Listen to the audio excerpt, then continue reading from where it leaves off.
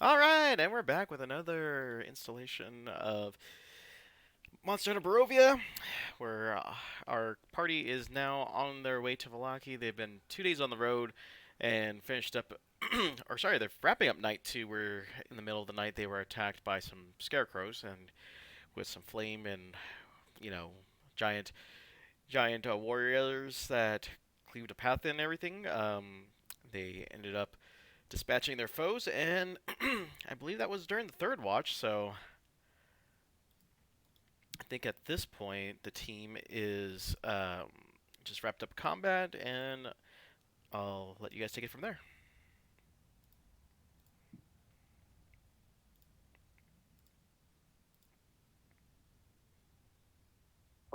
Wait, where the fuck did those come from?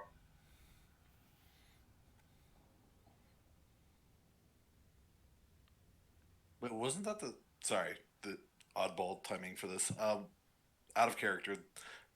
I thought this happened during our second watch for the night. Let me just check the map, the log real quick. I But think it was the third, but I could be wrong. It might have been, but I thought it was the second, and we still had one more to go.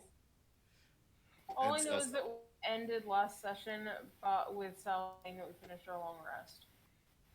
yeah, it was the third one because I'm looking at the dice I rolled from the log last time, and I ended up rolling up six ones and finally got the actual encounter to roll on my seventh roll. So it would have been on the third watch. okay, I wrote that down wrong. Sorry. That's fine. Because Vika and I were not in our armor. Yes. If we had been on watch, we would have been in our armor. So we were awoken to this melee.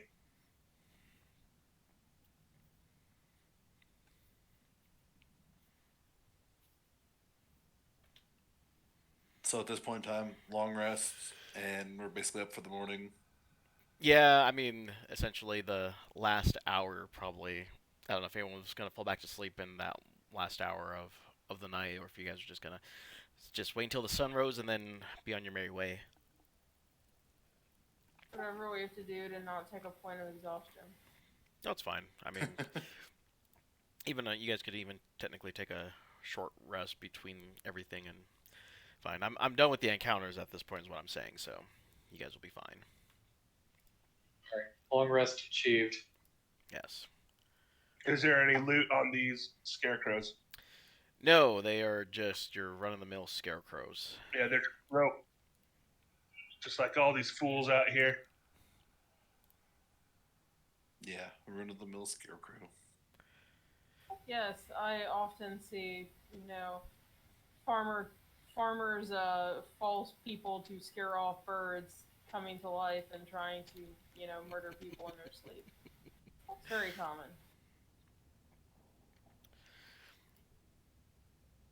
Anyway, yeah, I'm down to go forward. Okay. Any talk before you guys decide to venture forth and get to the outskirts of the town of Alaki? Were we that close? I didn't think that we were like that close. Oh yeah, it was only a 2.5 day thing, so I will go to our new companions and ask, do you plan on telling Velaki that you're targeted? they look at each other. It's like the plan was to not indicate who we were for the most part, unless the local leadership catches us. They've actually seen us in Barovia, and once in a while they've talked to our father about commerce and whatnot. But the regular townsfolk don't know who we are. Is it fair to put these people in danger without their knowledge? They look at each other. It's like that's a fair point, and it seems like he knows we're on our way. But this town that we're going to seems like they live in defiance of Strahd. So I don't entirely know if we add any extra amount of danger to the town that's already in. I was under the impression that we were going this way because they were more heavily fortified. Yeah. Okay, that's fair.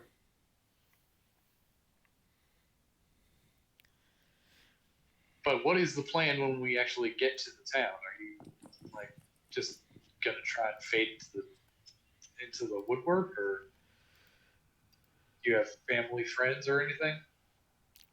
They kind of look at each other, and it's like, well, we Ismar kind of points out that there could be some sanctuary at the church. He's heard from travelers that the church might be considered hollow ground, and that Strahd himself can't enter. So it's kind of our best bet. There's not very many safe havens for us or anyone in this land exactly, aside from this church and a rumor here or there of other places. Was that last church still considered a sanctuary? Because that place did not seem like it was nice. Yeah, it seems like the Morning Lord definitely did not dwell in that residence anymore. Um, you can just let me know if I know this or if I need to roll an insight for it. This is just me thinking in my own head. Um, with what I know about vampires, do I think Strahd's powerful enough that he's maybe letting people think that the church is a safe haven and it's more of just a game to him? He lets people think that? Or do I think that actually is a maybe stopping him from doing anything? The holy like church. So depending on because of your and Lyndon, you would know this too. Is depending on how strong a vampire is, even consecrated ground may not be enough to stop him, but it could be enough just to weaken him to the point where he could be forced back if taking enough damage. But at least hollow ground gives you a better shot at weakening him to the point where you might actually be able to stand your ground, as opposed to if you've caught him out in the open, you probably would get your face, well, not your face, but your entire body put 6 feet under. Yeah, okay. Like, I mean, I'm under the impression that we're not trying to just drop you off here, and like we're gonna stay, ascertain if it's a safe enough place, or are we? And I'm pointing this question at the two that Smart and Arena. Well, he's like, well, if you, the deal was just to get us here. If you want to ensure our safety, then we would welcome the help. We didn't think we would get this far on our own, and yet, even seeing last night on how dangerous the road was, we were definitely appreciated the help that you've offered us thus far. And Arena kind of nods her head and kind of makes sure that her scarf is adjusted accordingly.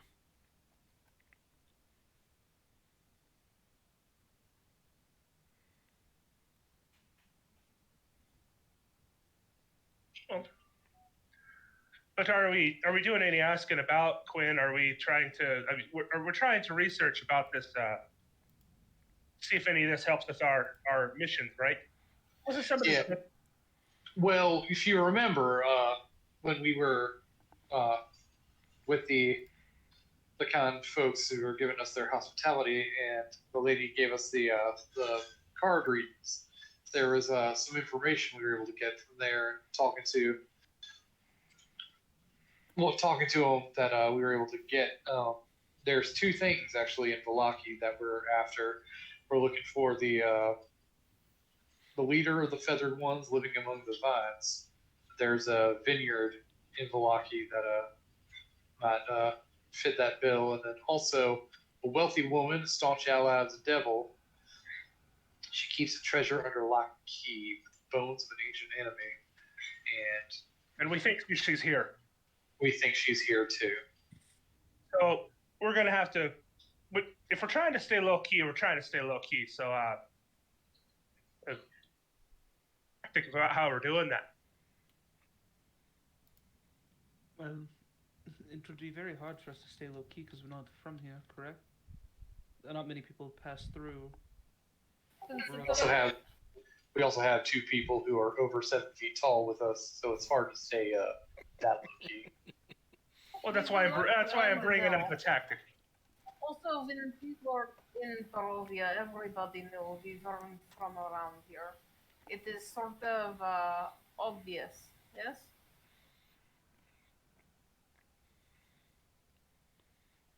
I do not anticipate that Velaki will be any different. All right. Well, as I said, I am not. And unfortunately, I'm not the rogue that's a master of subterfuge. I just prefer to be not be seen. I just did not know if we had some type of illusion magic that we could probably, shade or I don't know. Well, I. One moment, actually. I'll pull out the spell book that you guys gave me. I think it has this guy's self in it. One second. All right, I keep forgetting that we gave you a book. It does. It has this guy's self. I don't know the spell. Um, this that you gave me before, it has the ability to change one's appearance, but only one. Yeah, that's probably outside of my abilities to be able to do that. If it involves using magic, then it is probably not something that I am going to be very good at. Yes, unless it involves drawing rune on weapon and then smashing it into bad guy. This I do well.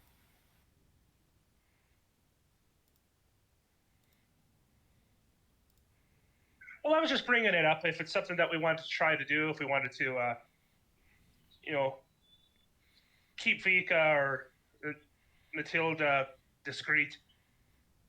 But you're absolutely correct. It's really hard to kind of keep us from looking like weary, harrowed souls just passing through.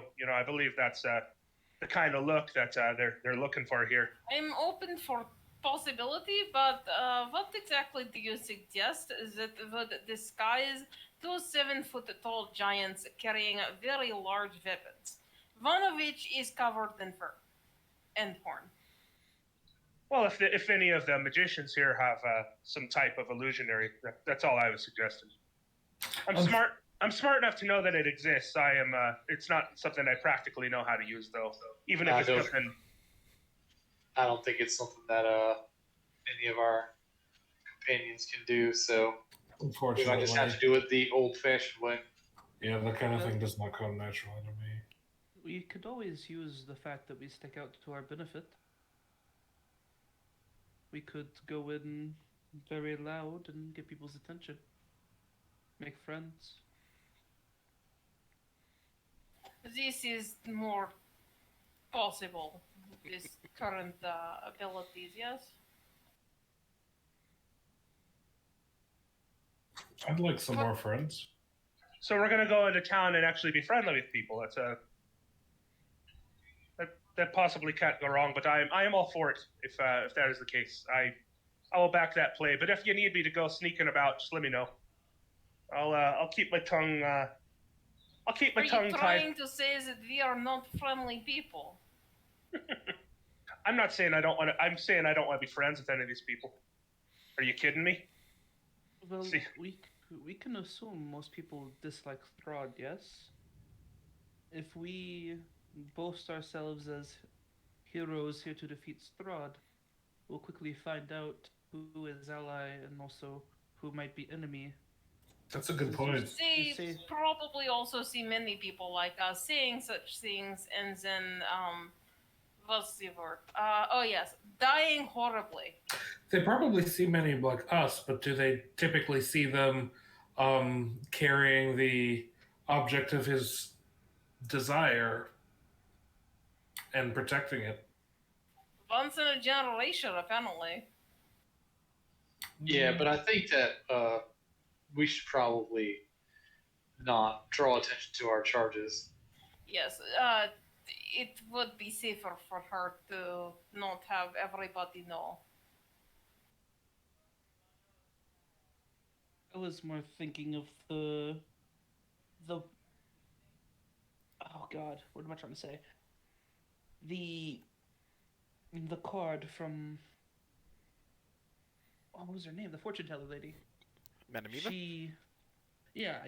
There was an ally of Strahd in this town that we think, right? You're looking for the lady whose name begins with W, yes? Yes. Walked her house. If we show ourselves as enemies of Strahd, as she is an ally of Strahd, she might try to oppose us. We'll find her faster.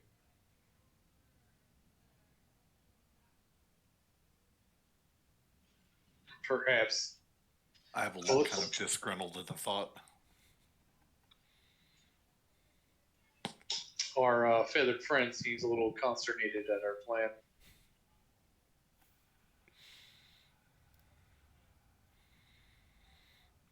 But we do stick out, so I'm sure people will notice either way, even if we don't try.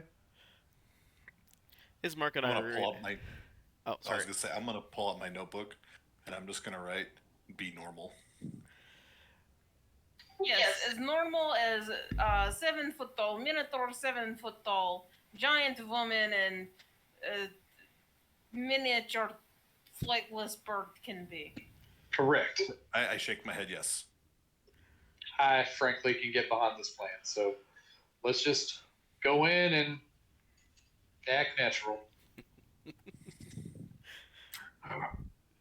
Ismark and Irina both kind of look at each other, and Irina kind of shakes her head. Ismark kind of lets out a long sigh. He's like, worst comes to worst, we can use our father's position and let them know that you're our escort from Barovia and come over here. I don't know what traction that will gain us because we might be called in to meet with this town's burgomaster, but we can always have that as a card in the pocket, so to speak. But are you sure the town might not turn you in for more safety? If they know. Well, Ismar kind of goes, it's like, well, one of two things could happen. One is, as long as they don't know that Irina's bitten, we should be all right, and they'll just treat us as guests of a fellow uh, politician, I guess you can say. Or option B, they find out that she's bitten and then put her under lock and key and imprison her somewhere in town. So it could go either way. Random Well, question. What I'm hearing is not to tell anyone. They kind of nod their heads like, Fair nod with that. it's like worst case scenario, we can use that, but we're not entirely sure. We're not entirely sure what using a title would do in this town.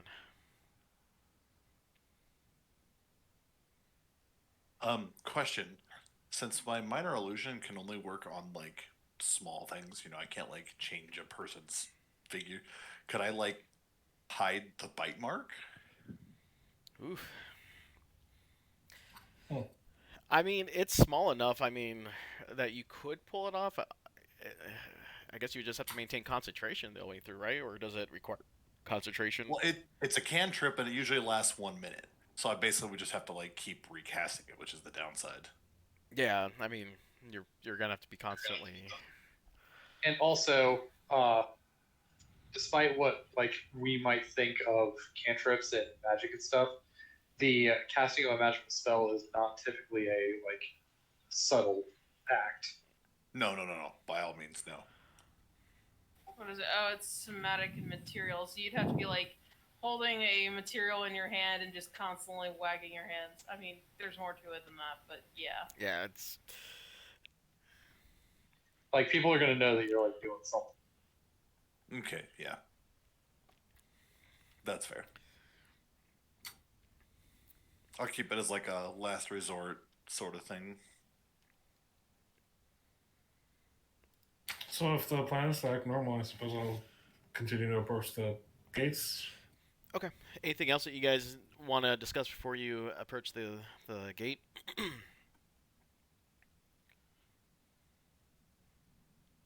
Okay. So as you exit the forest and you enter a large clearing, the sun starts peeking over the horizon, and in the mist you see a large gate. Excuse me. You can tell that the old I can't freaking pronounce it. Sphalic Road meanders into the valley, watched over by a dark brooding mountains to the north and south. The woods recede, revealing a sullen mountain berg surrounded by a wooden palisade. Thick fog presses up against the wall, as though looking for a way inside, hoping to catch the town aslumber. The dirt road ends at a set of straight iron gates with a pair of shadowy figures standing between them. Planted in the ground and flanking the road outside the gates are half a dozen pikes with wolves' head impaled on them.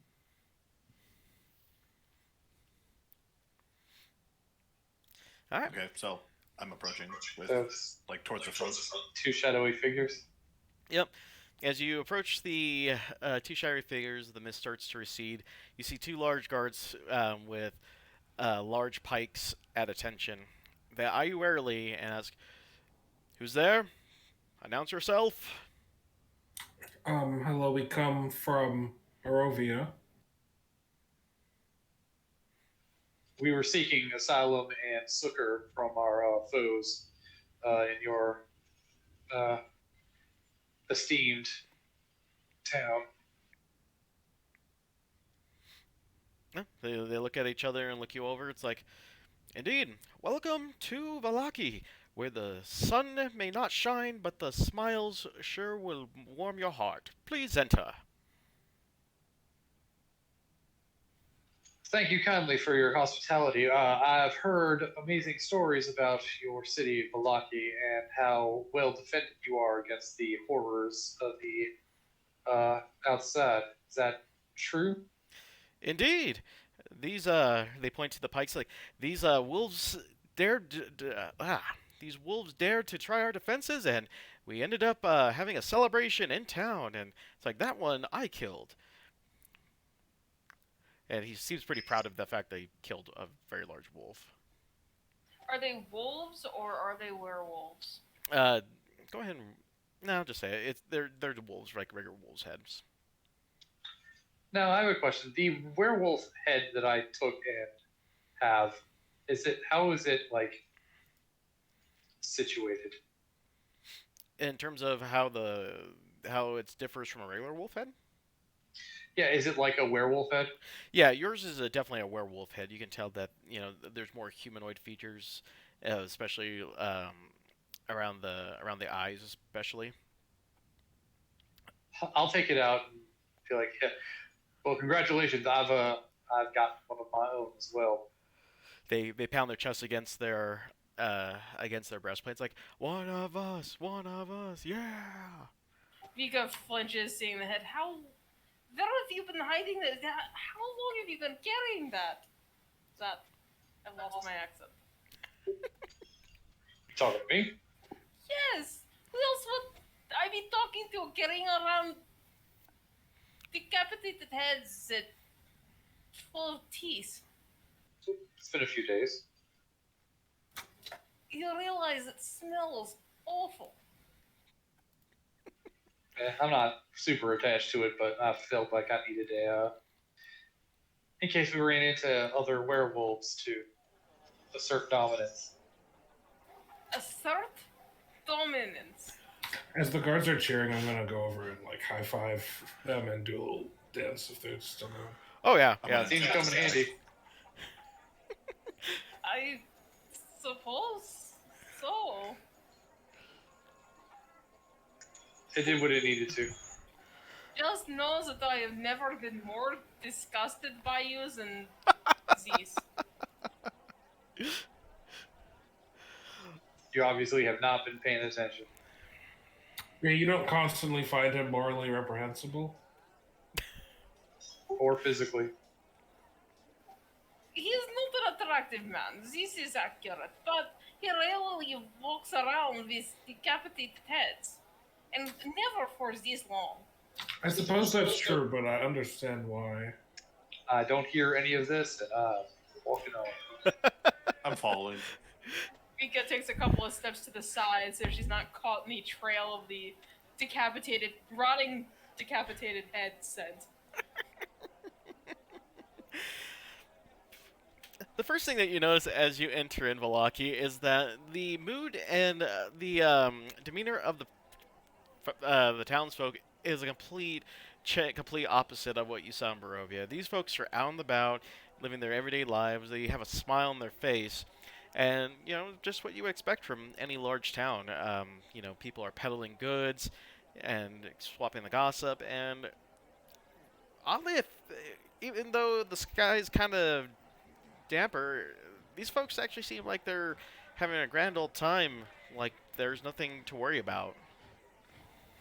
I have a couple questions. Sure. As we were entering the town, did the guards seem to react at all when they saw the two that we're traveling with? No, they. You're talking about Ismark and Irina? Correct, yeah. Yeah, they didn't pay him any mind. They just kind of, tip the hat, so to speak, as they walk through and just kind of keep their watch over the horizon. Hmm.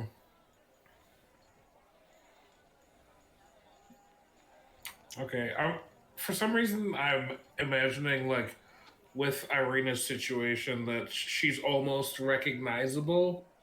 Like, not that people know her, but, like, when they see the features, they know that, like, that's Strahd's She hasn't been. reincarnated love. Wait, has she began turning yet? Nope. No, but I imagine, unless this was mentioned earlier and I have just forgotten, but I imagine that they always look the same. True, but these guys probably aren't well versed in the local lore, or they're too busy working on other stuff. Also, Okay, that's isn't fair. it like decades between Yep. things? Yeah. So like most people probably wouldn't recognize it like unless there's like tons of portraits of them. I was kind of imagining it like, I don't know if you've seen ReZero, where like the features are very well like mentioned of like this is what she looks like in folklore if it's that big of a story, but Sure, I but may have like blown it up in my head. well, also keep in mind that her and Ismark are also traveling. I wouldn't say completely incognito, but they've definitely hid some of their well-known features as well. They look more like common folk than anything.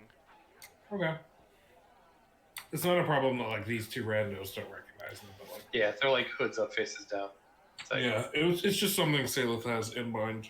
Sure.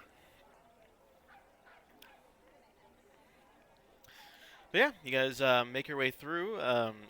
Is there any point of interest that you guys would like to try to visit?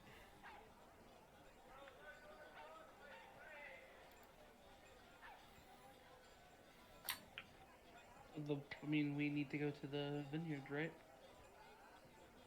well, we should probably try and find a place for shelter where if Ismark and Aurelia are looking for like stay, right? You guys, it's your intention to stay here, correct? They nod their head. Yep. Do you have a place in mind, or do you require some sort of assistance in looking for some place? Ismark and Irene look at each other, and Irene's like, "Well, there was this place called the Blue Water Inn. I recall that being a popular locale here. Apparently sold pretty good wine."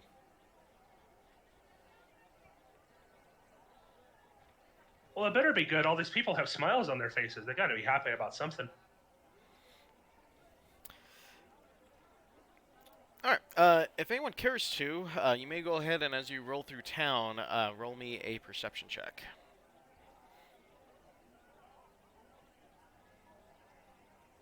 11. 13. 19.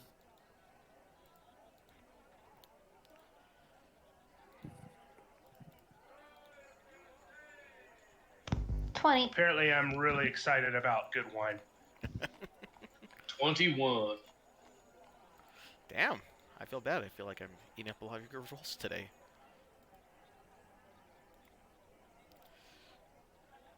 Let me just double check something, because I don't think something was... Ah, there we go. There we go. All right. Yeah, yeah.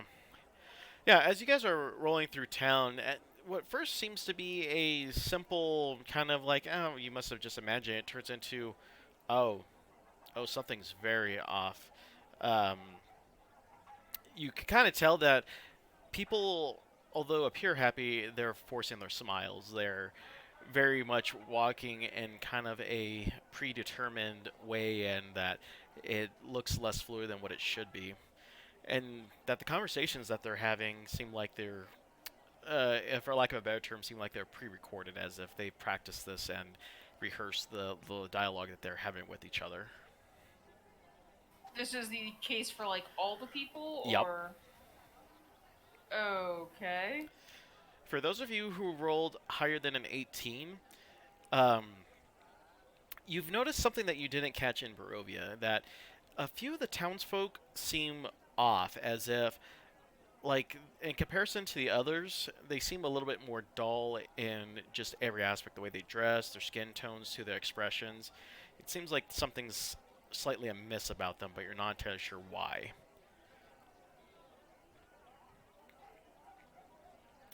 So it seems like something's just weird about them. Yeah, like I'm just getting this vibe.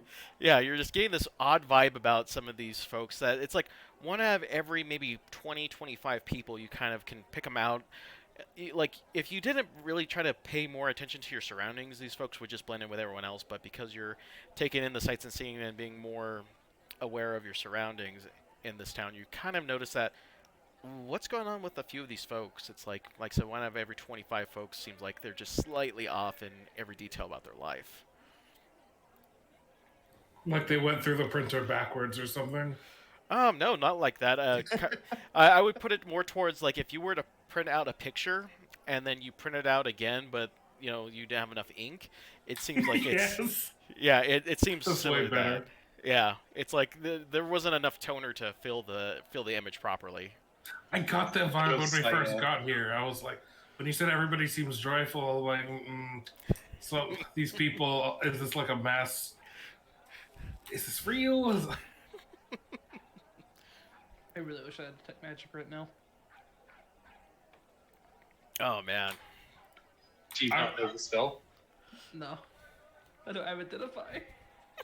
I will try to let everybody know and be like, I don't like this. Oh no, I'm getting that. I think we maybe should leave. This is like playing Mario Kart mirror mode. Well, Um, I'm sure they're all just having a good drink. I mean, that puts everybody out of sorts. Let's find this tavern that they're talking about and see what's going on. I don't want to stay here. I do not want to drink anything served in place that does this with people. Yes. I'm assuming that once it's pointed out, like we can start noticing a bit of the oddness, right? Mm-hmm. Oh yeah, I'll definitely point it out to you. Yeah.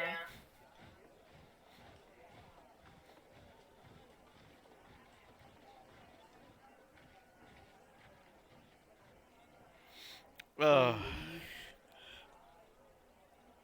So is the wine like very famous for this area? Is that what was said?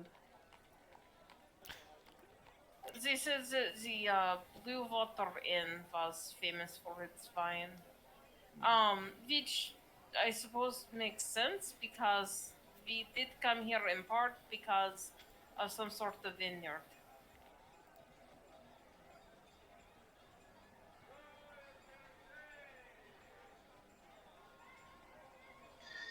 Yeah, well, we should probably ask about that at the inn. So let's look for this inn as well as keep our ears to the ground about this Lady W, whoever that might be.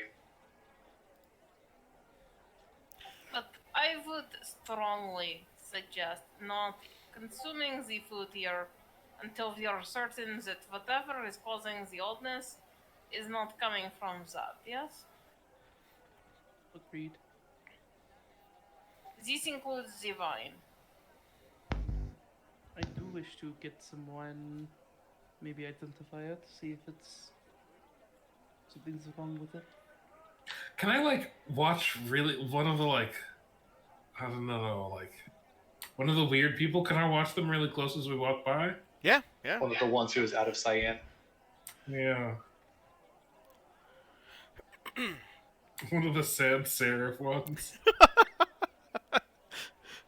Yeah, yeah. As you observe them, again, it doesn't seem like anything's too off. I mean, you see one of them eating and consuming beverages like normal. You see another one interacting with folks in a intelligible way. It's not like their loss of intelligence or anything. Like you don't really see anything just odd about their behavior. It just seems like they themselves, like their being, is just slightly faded.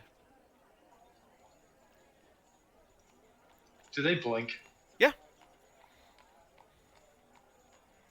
Can I talk to one of them Yeah, and yeah, like just ask them for directions to the tavern real quick?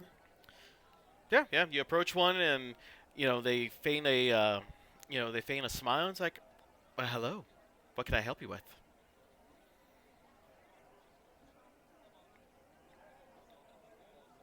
Hi. How are you doing today? I'm sorry to interrupt you. Oh, no problem. I'm just on my way to pick up a flower arrangement for my wife. It's her birthday.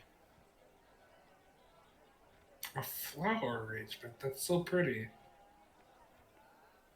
Indeed, and he just gives you a wry smile. Even the smile feels like it's hollow in a way. Is it too late for them to improve on the order? Oh, I'm not sure. I ordered it last week from the local florist. Okay. Can you point me in the direction of the nearest tavern? Oh, you want the Blue Water Inn, and he he points kind of north. Or sorry, he's like, if you just follow the main road westward, it should just be on the main road. There's a there's a sign that will let you know that's there. Okay, and I'll give him a silver piece and like shake his hand and say, get some extra flowers for your wife for her birthday. You just see him beams like, "Oh, well, thank you, stranger. Thank you very much. I will let her know that her birthday was blessed by a random act of kindness." Does his hand feel normal? Yeah, yeah, feels warm.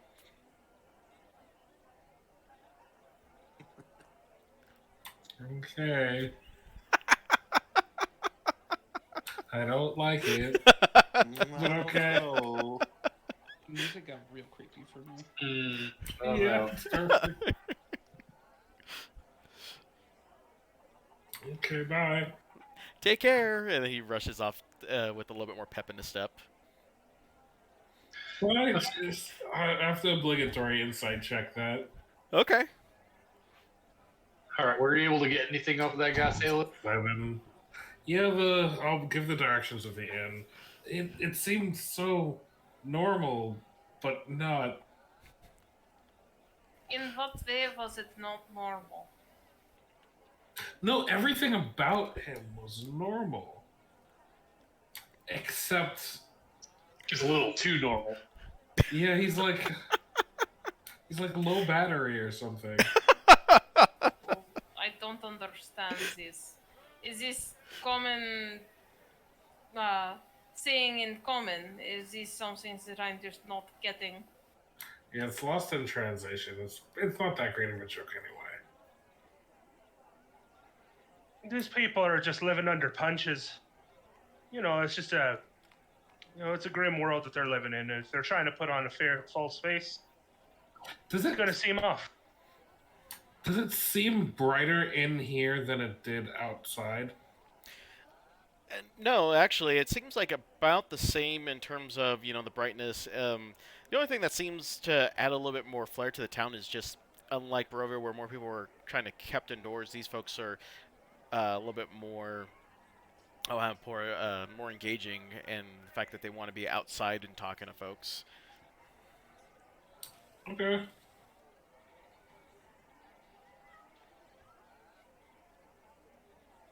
That's it for my paranoid ramblings, I suppose.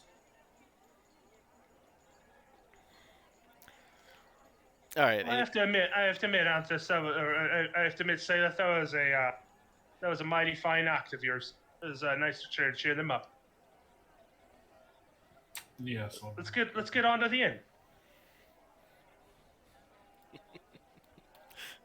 All right.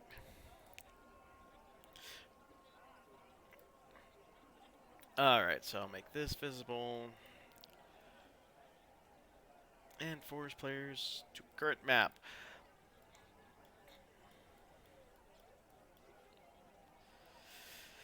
All right. Loading in.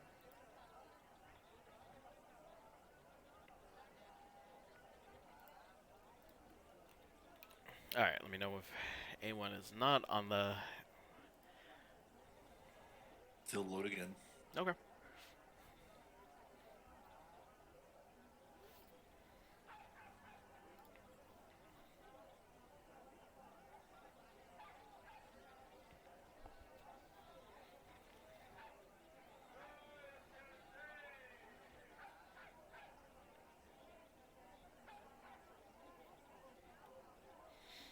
Still loaded?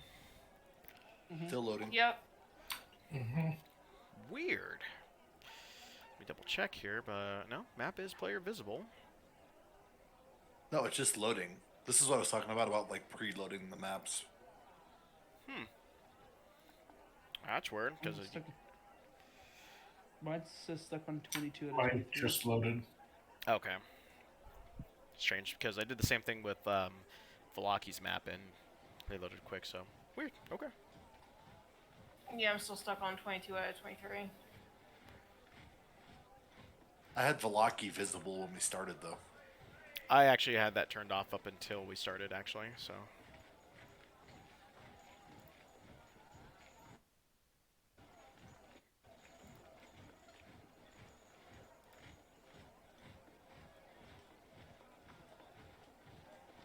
I'm loaded in.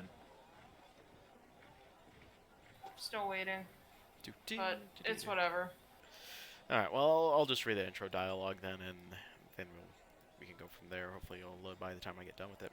Alright, so as you move through the town, and as you continue to observe the people, you notice that as you start to kind of survey the populace, there is something slightly odd about the folks that Salith had talked to. It seems like for one out of the ever 25, 1 out of 4 of those seem like they're slightly depressed and that their colors are a little bit more drab. It's it's one of those weird things that in a large crowd you probably couldn't discern them, but every once in a while you'll see that. Eventually, you come upon a large building where gray smoke issues from the chimney and a sagging roof tile, on which you see several ravens have perched. A painted wooden sign hanging above the main entrance depicts a blue waterfall. You see a large well and 2 small boys playing with sticks on the uh, near the front of the tavern. They eye you for a few seconds, grin, and then they start swinging their sticks at each other as if wielding weapons.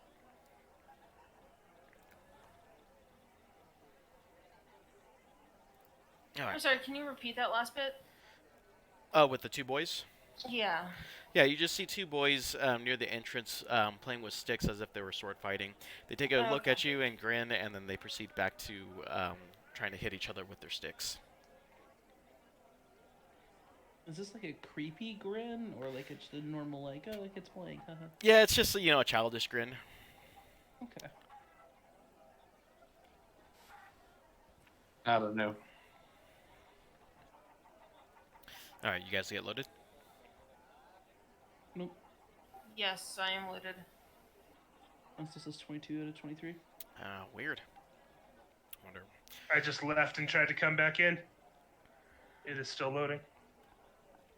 Huh. Well, that's the first I've had in a while. Oh, there goes. I'm in. Okay, worst case scenario. My map's up for sharing right now, if you guys want to look at it at least. Okay. So yeah, as you guys look at the doors, it looks like that the steps are well done. You can tell that it's certainly kept the upkeep on the steps are well done, as you see very little to no dust, and even the boarding look like it's replaced on occasion. Very little wear and tear on them, and the doors themselves seems like they're I wouldn't say that they're polished, but it seems like that they've been dyed well enough to where it's not completely faded, as you've seen it in other places such as Barovia. Someone's actually taking care of this establishment pretty well.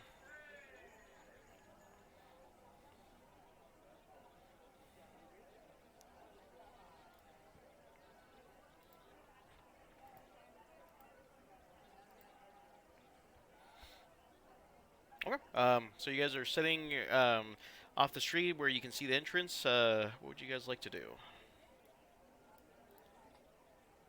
Oh, walk in is what I want to do. Before we go in, we are agreed no one eats or drinks, yes? Until we are certain. But I pay to what to drink to look at it, but I won't drink it. That's a good idea. Yeah. Well, I can take a look and see if there's any. I might purchase some wine just to see if I can buy it. So we let the professionals take a look and investigate before we consume anything. Maybe the wine here will make Quinn more powerful. Maybe what?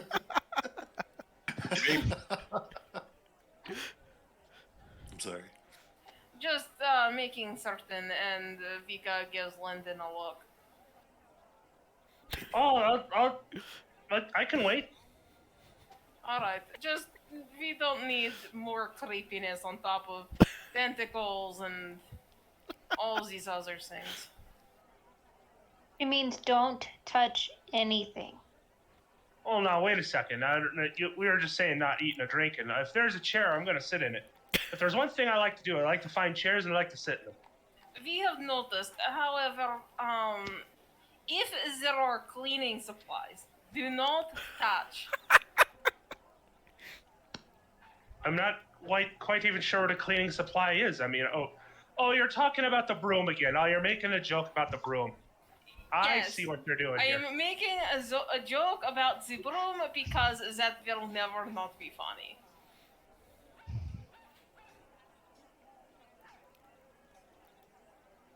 I go inside. Okay. Vika can't is just move my very paw. proud of herself and follows. Tilda's giggling and just follows him. No, for real, she's giggling. I am. I'm just giggling. Lyndon, as you enter in, you end up as soon as you open the door and walk in, immediately your nose is assaulted by a waft of, you know, well cooked meat and soup, and you can even smell the wine and mead, and you feel for the first time in a while since you embarked on the journey, you actually feel a sense of relaxation and comfort that you've only noticed when you were outside of Barovia. I keep my poker face on, and I walk in and I look for a chair furthest away from the bar. Furthest from the bar. So, would you like to take one next to the stairway where there's a large table that could seat 8, or yeah, that'd probably be the first because the other one is like closer. Here we go. I have a map now. Huzzah! Sort. Hold up. Oh, there we go.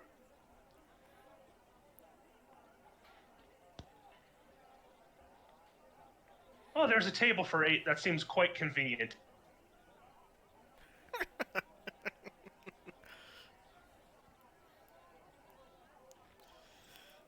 Not smelling things. Don't look at me. And chair. Boom. Lyndon, as you move through the bar, you kind of notice as you enter in, you see a old man with pointed ears, kind of just humming to himself, and kind of like he's reciting a poem or a story of sorts.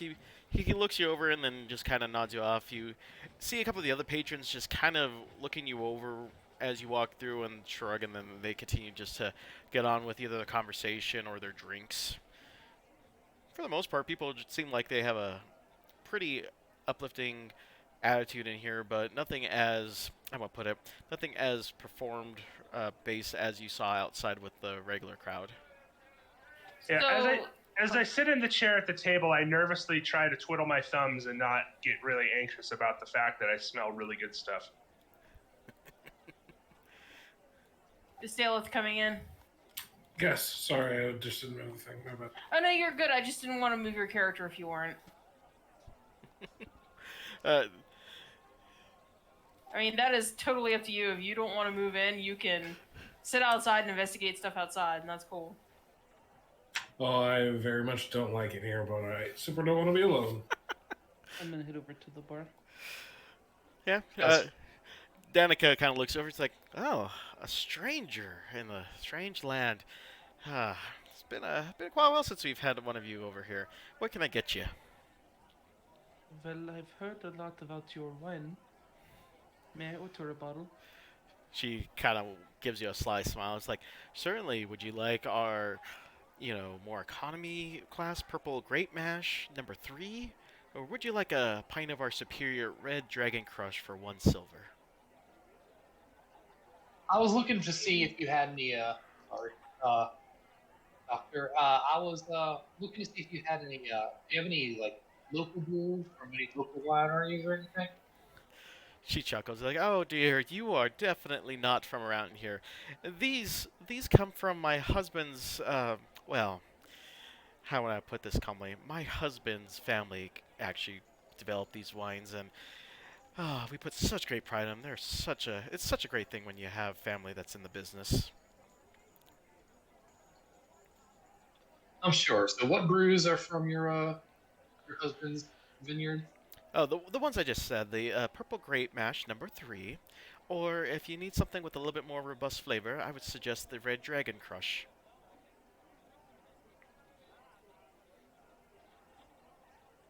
May I have a bottle of each? Certainly, she rolls over to this other bar, picks up two large bottles and brings them back over to you and goes, "Alrighty." And let the red dragon crush breathe for a moment and really take in the smell. It'll definitely give you a sense of comfort that you probably haven't appreciated in a while.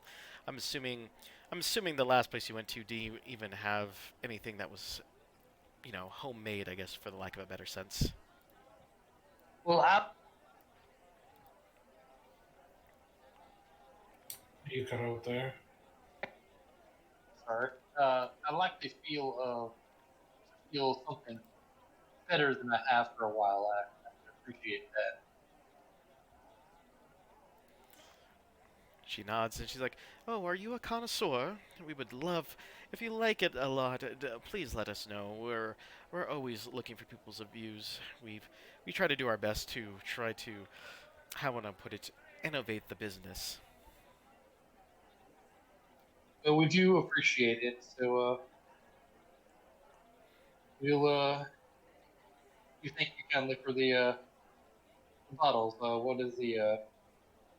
What's our tab for us? 3 copper and 1 silver.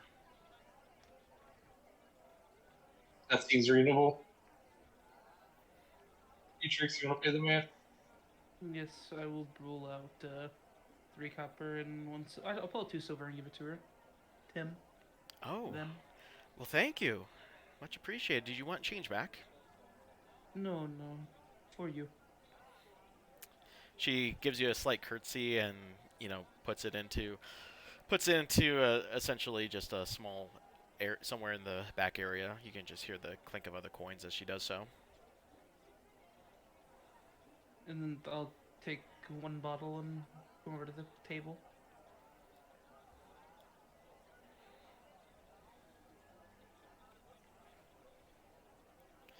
Okay. All right. So we're over the table now. Yep. And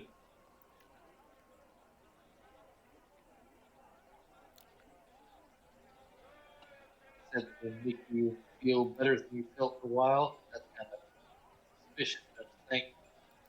Wait, what was this? I want to hold the cheaper wine and cast Identify over it for 10 minutes. I'll ritual cast it. Sure. Yeah. You end up spending the 10 minutes on there, and the other thing that you kind of find out that, yeah, this wine isn't found anywhere else, that, as well as you haven't come across this particular vintage, but there's nothing odd about it. No magical properties, nothing out of the normal.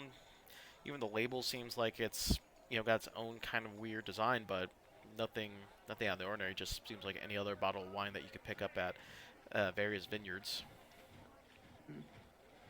And if I do the same thing with the red wine, Yeah, same thing. same thing.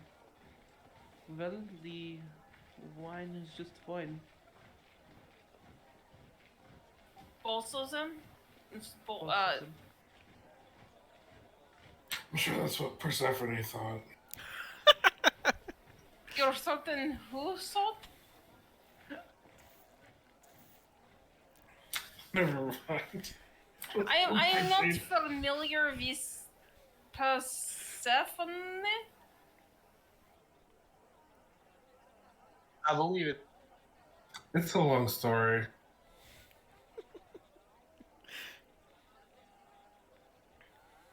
Well, for science, and I will try a glass of the more expensive wine Okay. Go ahead and roll me a con save. and a wisdom save, right?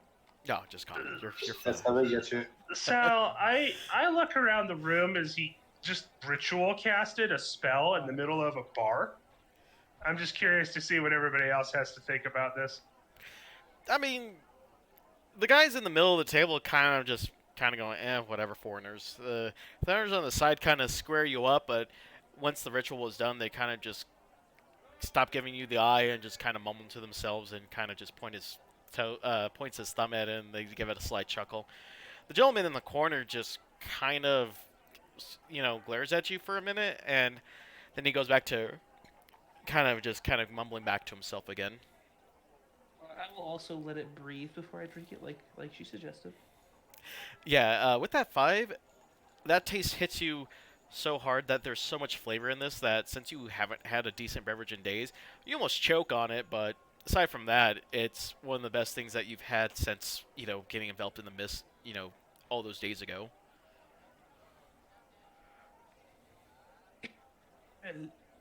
Well, the wine is good. And I'll keep drinking.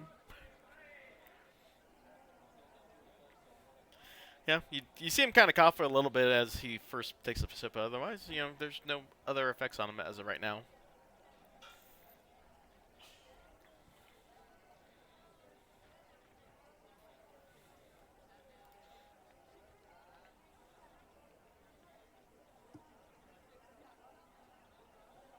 Isn't part of the survival thing when trying something potentially poisonous? You take small amounts and then wait for 24 hours to see if it makes you sick? Is it about this point that I finish my first glass? Or you just drink full glass of whatever and hope for best?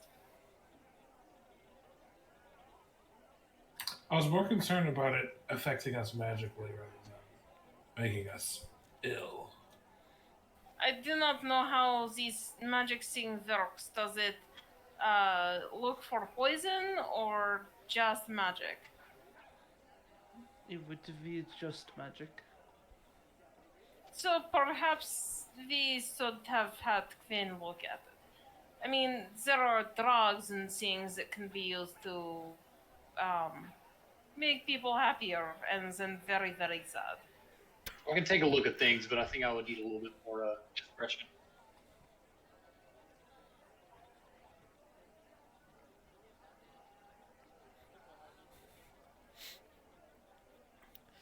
We probably should have asked how much rooms are for us and our friends. So as you guys are having this conversation, you see a slightly older man who's graying, and he comes out with a couple of plates of bread that's already sliced up, and he starts placing it on the various tables, serving people fresh bread. He gets over to you folks, he's like, "Oh, well, hello there. Welcome to the Blue Water Inn. Would you like some complimentary bread? Fresh from the bakery this morning." I would love some. Yeah, he just leaves a plate with, it's like, "Enjoy this goat's butter, fresh from the dairy." And let's go back, and as he leaves, he's like, "Oh, what did you think of that wine? Be honest." It was the best thing I've had in days. You see him just kind of give a giant, fist pump. He's like, "I knew it. I can't wait to tell the old man my trick worked." And he just gleefully goes back. This is Trick? This is your brew, yes? He's like, "Well, told my father many years ago that we should blend in an occasional, well, how do I put this?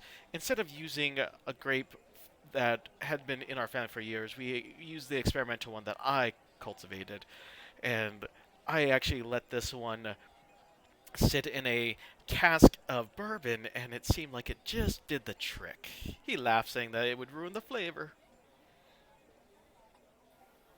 So it is just made with grapes that are soaked in bourbon? Indeed, it added a little bit of a punch. Am I right? Insight check. Yeah, go ahead.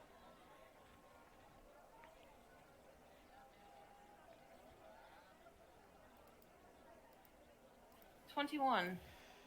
Oh, you can tell that as confident as he was about that idea, it seemed like he was more concerned if it was actually going to pay off that gamble. So, aside from that, he's telling the truth, but his confidence, he was more like probably about 60% confident that it was going to work out and 40% doubtful.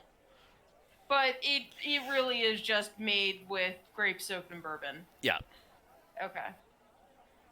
Okay. Yep. And these grapes you cultivated yourself for this special one.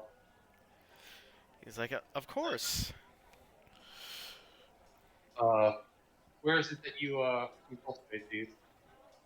He kind of sighs. He's like, well, I get 'em from my dad outside of the town in the vineyard, but we had a bit of an issue a while back, and yeah, let's just say that we're not talking right now, and kind of just enough of that though. But if he kind of goes like, well, hopefully he gets off his case soon and sends more. We're actually almost out. I only have enough to last me the month, and at best, that's if we don't have any more festivals. Dear God, the Burgomaster asks too much. I swear, once I get restocked, he pilfers what he needs and promised to pay his tab, and he's late on his payment as well. Did you say something about a festival? Ah, he looks over at his wife, and she kind of shakes her head, and he's like, oh, yes. So, the Burgomaster believes that as long as we kind of keep the mood cheery and we keep having festivals, that it kind of weakens Strahd's presence in the land, and hence why our town hasn't been assailed, because our cheery demeanor sets everything right and our go-getter attitude. And he's like, just recently we just celebrated a festival where we just, defeated a bunch of wolves and we paraded their heads around on pikes and paraded around town, and yeah. That was this week. I'm sure that we'll probably be having one next week, as we do every week, and who knows what crazy idea that man has.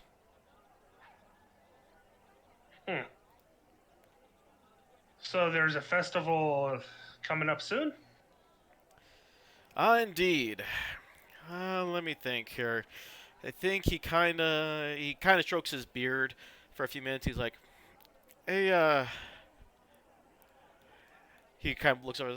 Danica, is the next one the Wicker Man, or is it the Star Festival? I can't keep them straight anymore. And she pulls out a parchment. It's like, I don't know. I'll have to check the grounds. I think it's the Wicker, but I'm not 100% sure. I think we've done that one 3 times already in the last 4 full moons.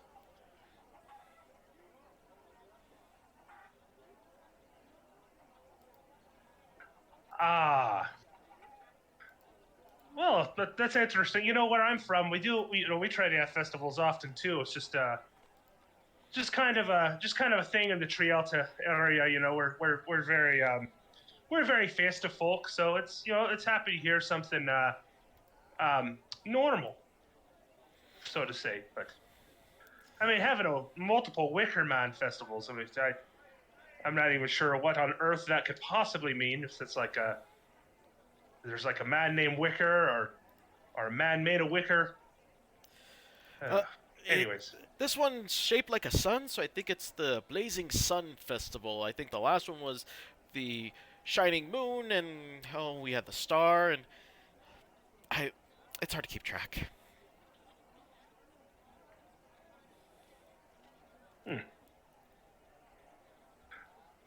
I feel like this lot could use a festival at one point or another, but thank you very much. I go back to sitting and avoiding trying to drink or order any food. He kind of looks around, and he's like, and he kind of just shrugs, and he just moves down back. He's humming a tune, and just as he leaves. can I insight to see if this guy is like putting on a face or is he like genuinely pleased? Yeah, go ahead. This is not my forte, but oh god.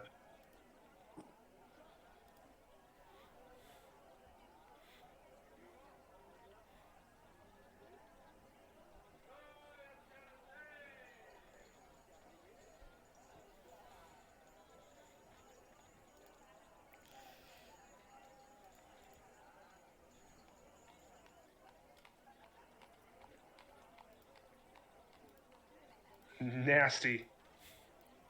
Did that come up, Sal? It's popping up 19. You can tell that he's happy about the compliments he got about the wine. But yeah, he seems like he's kind of depressed and a little bit drained about when he was talking about his talks with his dad a little bit.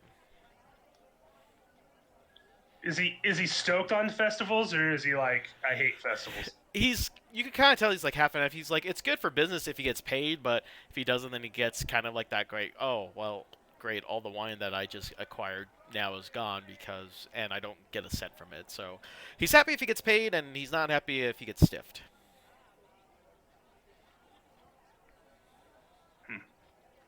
In the corner of your eye, you can kind of see the two hunters kind of pick up their mugs and like wiggling their fingers, kind of. I wouldn't say in a mocking way, but kind of in a playish way. Kind of like dot what the ritual casting goes, and they go ooh, and then they just drink down their beer and say another.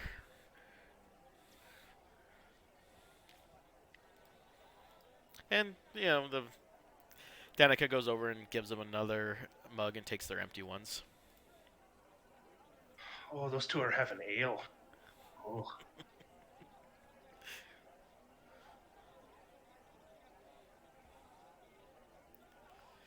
Ismark and Arena start grabbing the bread and start putting butter on it. They take a bite and they're like, it's not bad.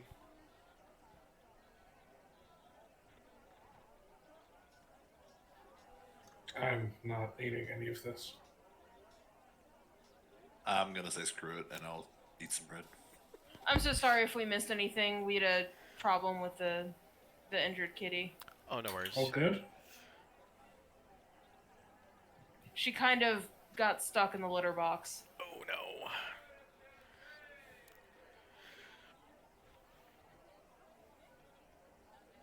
No. Hear what I said?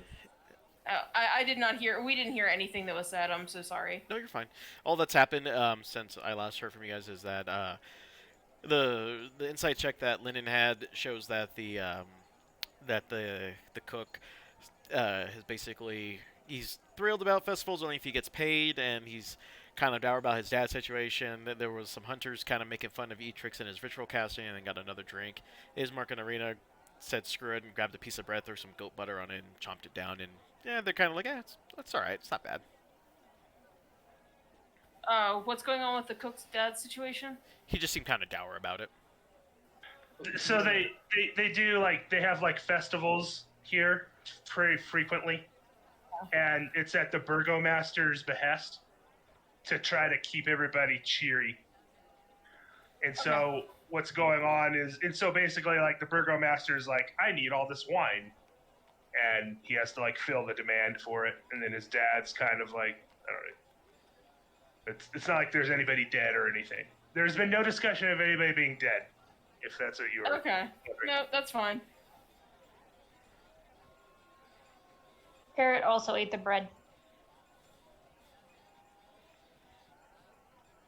Okie doke.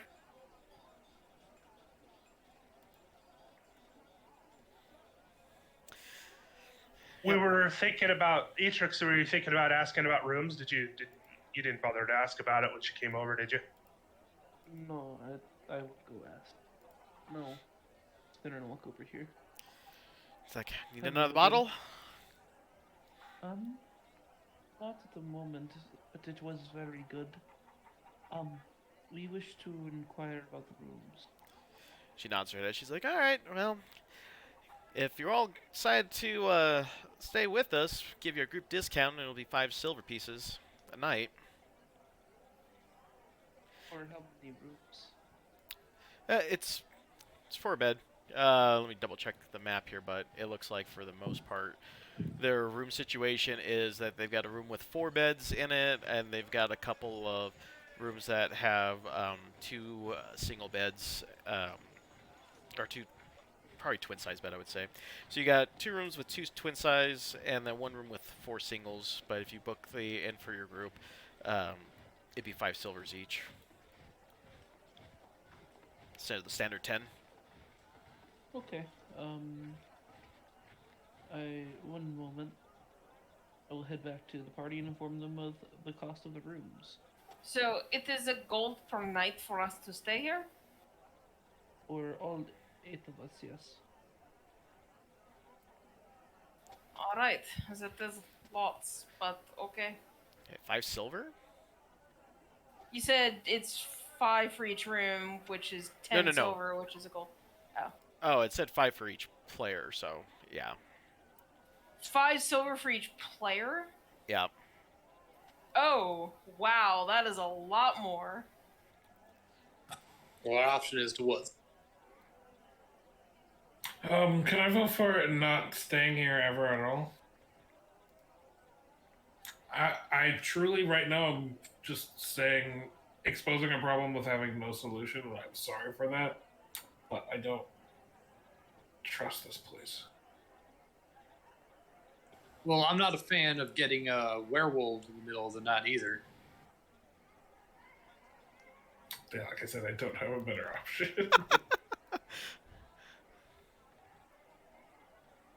Well, there must be other inns in town. That's not the inn, it's the city. But if we're here, we're here, I suppose. We'll deal with it. Who seems to be in charge of like the rooms and stuff? Danica will. Danica would be your point of contact, as the other chap is in the back working on the kitchen.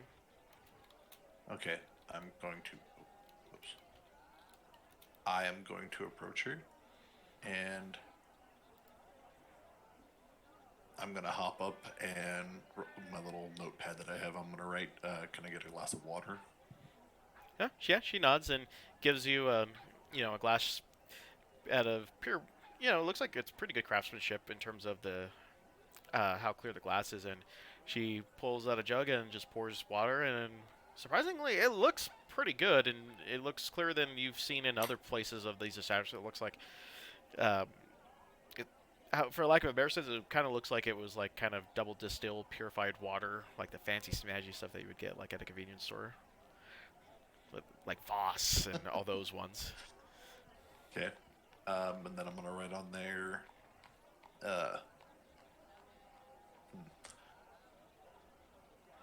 I'm gonna ask her how much for rooms again. Oh, she kind of looks over and she's like, "Oh, 5 silver a bed."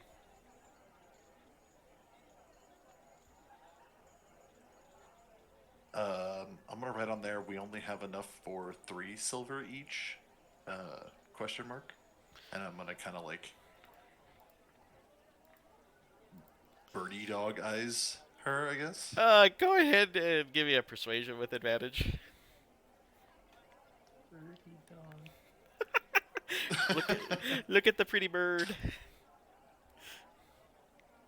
There is a natural 20 with a total of 25. Yeah, We she. need to make the bird do all our negotiating. The bird who can't talk. She kind of goes, "Oh, you reminds me of the ravens from upstairs. Sure, 3 silver sounds great." I'm going to like put my wings together and kind of just like bow and take my glass of water and scamper back. She kind of lets out a high pitched squeak, and she's like, "Oh, it's so cute." You seem to have made a fan. The bartender is still squeaking. I'm gonna write on my notepad that we got our rooms for 3 silvers each. What was that about, Raven? I was wondering that as well. I'm gonna point upstairs and then write ravens? Question mark. Didn't we hear something about ravens in a vineyard? Winged I'm one. gonna- Yes. Well, thought it was like a raven lord, wasn't it? Sorry, this Leader is of the character. third ones. There's a vineyard around. With the feathered among vines. Oh, okay. Yeah. Yeah, in the vineyard. And also there was the bird that dropped the pouch and the bird that led us to the other place where we met Iftrix. There are lots of ravens around. Perhaps this is clue, yes? But they also said that their father owns the vineyard, so he may be the person we're looking for. Oh yes, I checked my notes. It says specifically, find the leader of the feathered ones who lives among the vines. Though old, he has one more fight left in him. Perhaps his father. Yes. Perhaps. Who knows? Could be. If we make friends with father, we get free rooms. Well, let's check and see what they're talking about with the ravens upstairs. Yes, this is good idea. So let's see. 3 times 9. Yes. Trying to piece out how much we're paying for this. 24 silver. Yeah, Ismark and no. Arena would pay their own part, so you don't have to include them in your Oh, calculation. okay. Oh, of course. So 21 silver, which would be 2 gold and 1 silver. Okay, that's much better. We're only down to 126 gold and 99 silver. For the night, anyway.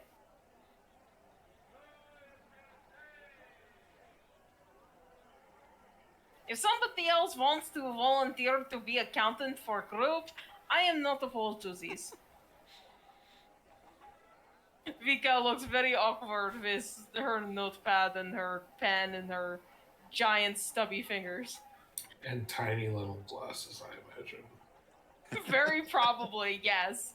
For the hell of it, yes, there are tiny little spectacles perched on her very long snout. Would you like me to keep track of finances? You're good with the numbers, yes? Yes. Vika looks terribly excited and just throws the journal and the pen at you. I'll attempt to catch them, but unathletically not catch them. Okay. So how much gold does the guild or do the group have? There is a link for our bag, but It's pinned in Discord under I sent it again. campaign Google info. Doc. Yeah, the Google Doc. The money is on the first bit. Gotcha. All right. So 3 silver a person. I'm guessing I we're already- not paying. Oh, you already did it. I already did it for this one, but in the future. Gotcha. Honestly, I don't mind doing it. It just doesn't fit Vika. No, I'm a wizard. I got it. Makes sense. No, I have books.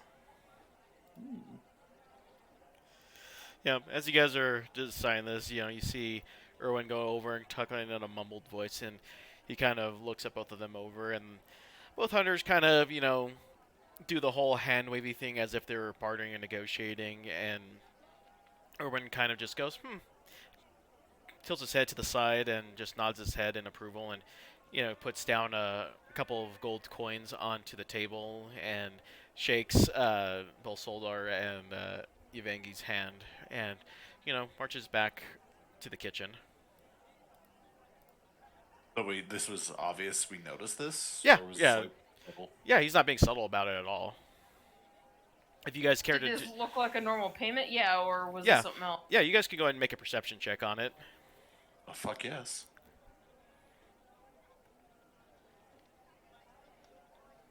I will not attempt to perceive anything because I'm something else.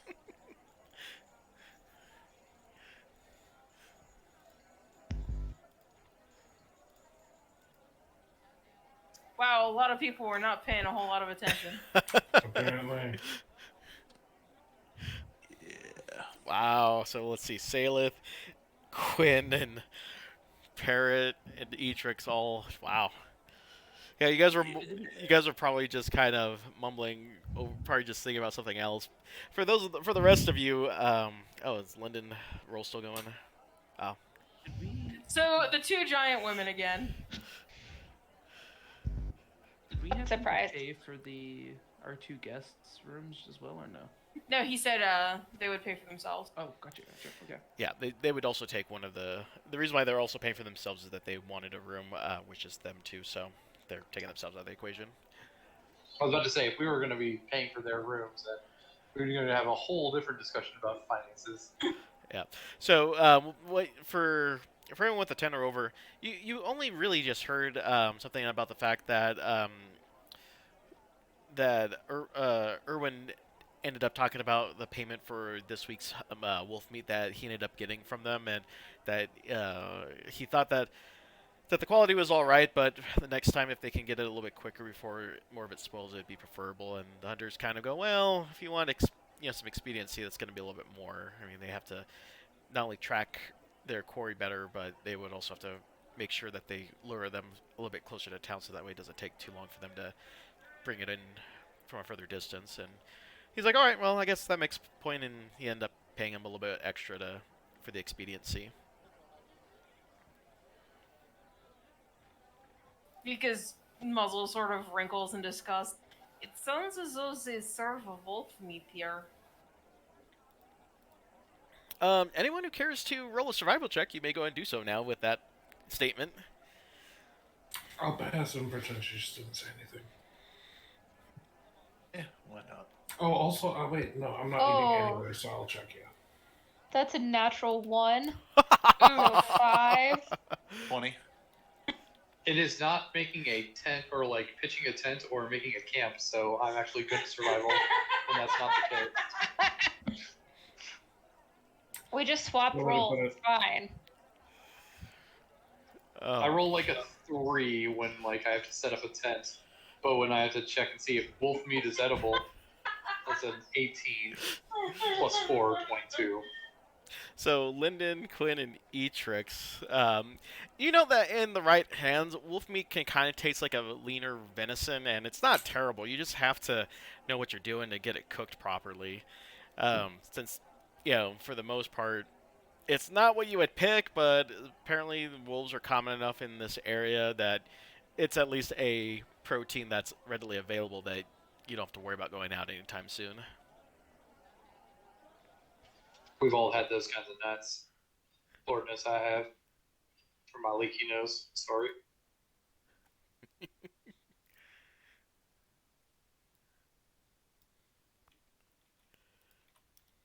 Still, predator meat is really good, except for a handful. Bear meat is excellent, of course.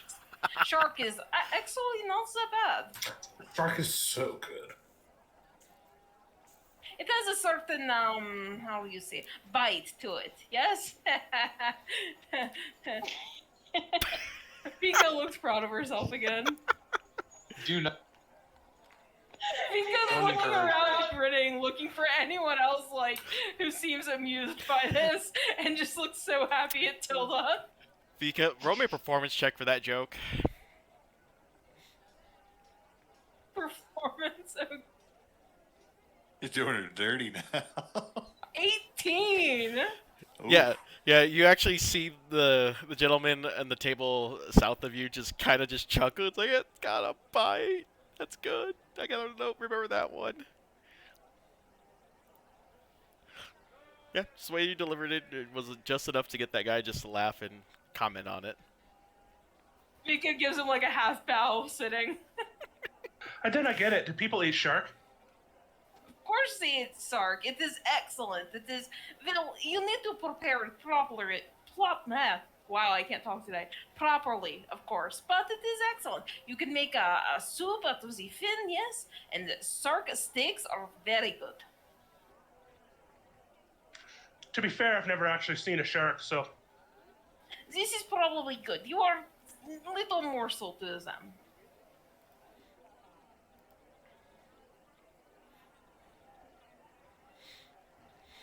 Yeah, and you see Irwin come out, and you can you can see him put down some what appears to be soup and in front of his patrons with some more bread, and then goes back. Anyone wants to go ahead and roll on our survival check?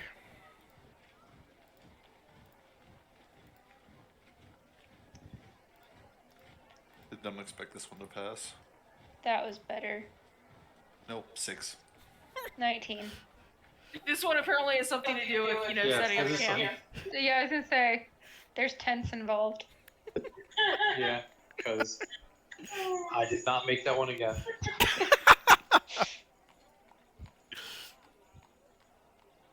Man, this group is great when we're, alone in the woods and need to survive. We'd all die horrible deaths if not for Tilda. Good God.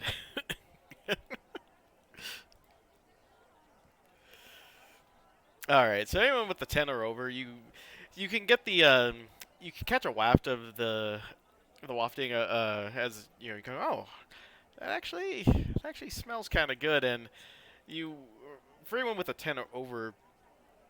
Let me double check my notes here, but oh no, not that one. Ah, yeah.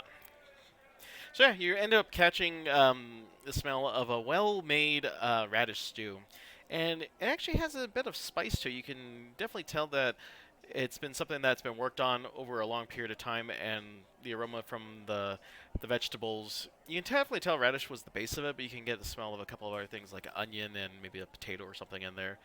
Irina and Ismark just kind of feel their stomachs growl, and they're like, and Ismark just nods and says, like, I know that you guys said not to eat anything, but I'm getting pretty hungry. I am sort of starting to think that perhaps it is not the tavern, but perhaps the festivals, yes? Because nothing else here has given us anything to be suspicious. So you're saying I can have? So you're saying I can have some of the stew? The kind of stew that that my mom would make back in our home. That's what you're saying right now. You're saying I can have a pint of ale and some soup, and some bread, and I can just get it on with my life. Vika sort of glances over at Finn and Etrex. Well, you two are the professionals, yes? Does it seem safe? Well, it doesn't seem to be affecting these folks, this establishment. I'm definitely still going to be taking a look at the wine when I get into the room. But I mean, food is food.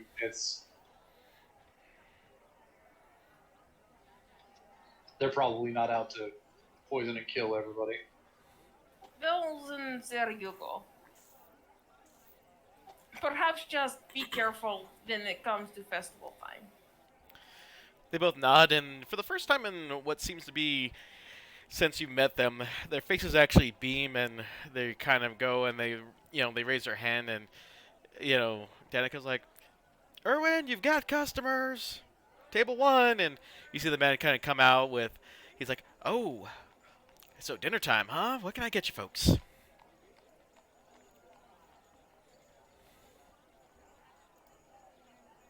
I'm just going to be mowing down on the last of the bread that was there.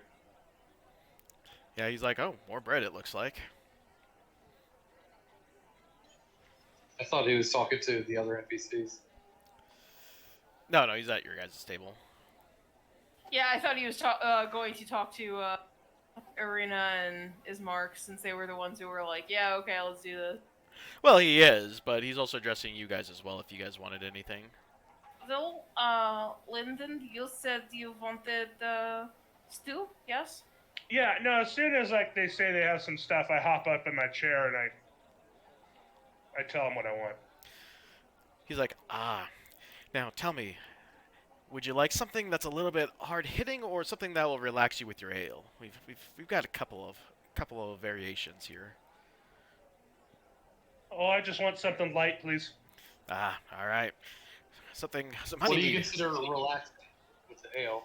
Oh, we've got this nice honey mead that it sits quite nicely. It's got a soft bouquet and it goes down. It doesn't have a high alcohol content. We've kind of been messing around with this, and then we've had some other stuff that hits a bit rougher and kind of feels like glass going down. Well, I mean, I thought you were talking about food. Oh, food! My apologies. So we have. Perfect. He kind of just goes like, "Well, our special is the wolf steak with a nice berry glaze, very, very nicely done." And aside from that, if you're not the carnivorous type, our vegetable stew features our radishes that we grow right outside, with potatoes and carrots, and a hint of some spices that we were able to get for the Vastani. Very, very tasteful. And of course, we put plenty of bread and cheese and butter to go with.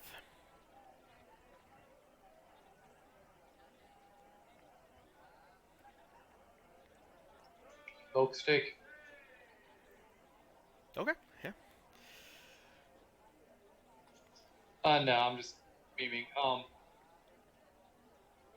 I think I'll be fine for now. Thank you so much. Vika hears that, looks torn for a second, and just shakes her head. Don't starve it.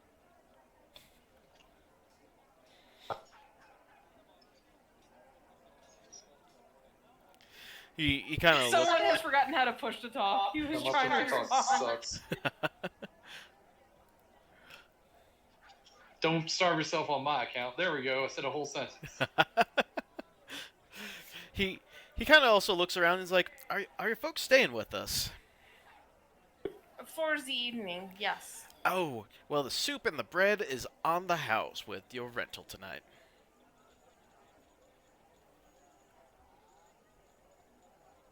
I begin to fiercely eat bread. He kind of Alright, well then. he kind of looks Oh nervously yeah, at Phil does stuff in her face. he kind of looks nervously. He's like, "Oh, I may regret that." tells Alright, Danica, well, "Go I'll down take to the." Oh, sorry. He's like, "Danica, you may want to get the baker a yell and tell him bring more. We might need some." With look at that parrot and with these two scarfing it down. And he looks over to Quinn's like, "And you, sir?" I'll try the whole stew. Indeed. Vika nods along. The honey meat, could I have a pint of this? Yes. He looks at you. It's like, "Are you sure you don't want 2 pints? I think one might be too little for you, miss. To be quite honest." Vika looks a little sad, but sighs and shakes her head. It is better for me to keep it clear head than somebody else's in. You do not want to know what. You know what? Is this place is not built for drunk Minotaur. Trust me, you do not want to see this. He kind of gets that. He kind of thinks about that, and then he has an aha moment. He's like, fair enough. One. Vika just sort of reaches up and taps one of her horns. You need specially constructed tables for these. He kind of nods. Yeah. He kind of agrees with that. He's like, all right. All right. Anyone else order anything outside of the aside from the hot beet stew or bread? Yeah, I order a pint of the meat and I have some of the stew and some bread. And, No, I'm very excited about these things. I ordered the stew, but I do not have the intention of eating it. I am going to secret some away so that I can study it. Viko is not hip to this and thinks that it's probably safe to eat the stew. What was my intention? I didn't want to make people feel paranoid, but am still paranoid. Vika just takes all her cues from Quinn, and I don't know if that's been obvious. Oh, jeez. What's Salith doing? Is Salith just gonna decline everything, or? I'm gonna keep declining for the time being. Okay. All right.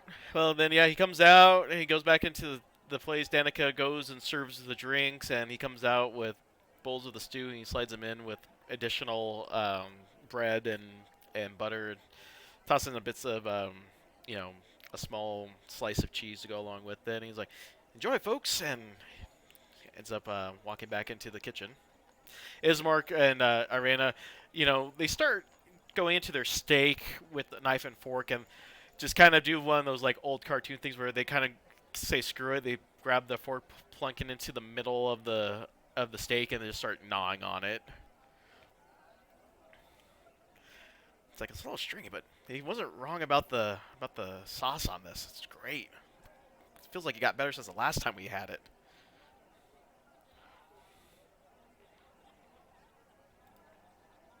You've had these before. They kind of start chewing like, oh, oh, sorry, and they kind of chew. It's like, yeah, we last time we were here about a year or two ago, we ended up coming here on Dad's request, and he told us to get the steak, and have not disappointed. That's why we remember this place. And Vika leans a little closer quietly. Then were the people here like this last year?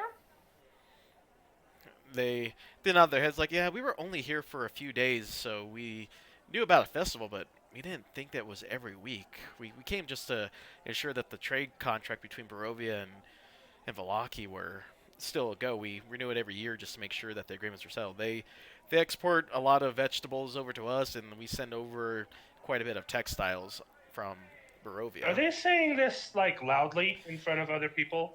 They're saying it. I would say in a hushed tone. I mean, the rest of the people in here don't seem to pay attention to your conversation a whole lot. They kind of eye you guys over once in a while because of the feeding antics, and they kind of just go whatever, and then they just go and back to their own Except for conversation. my excellent shark joke.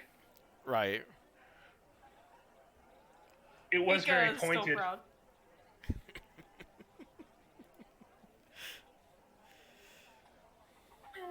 All right, well, Okay. I was just making sure that they're not saying this out loud, and people are like, whoa.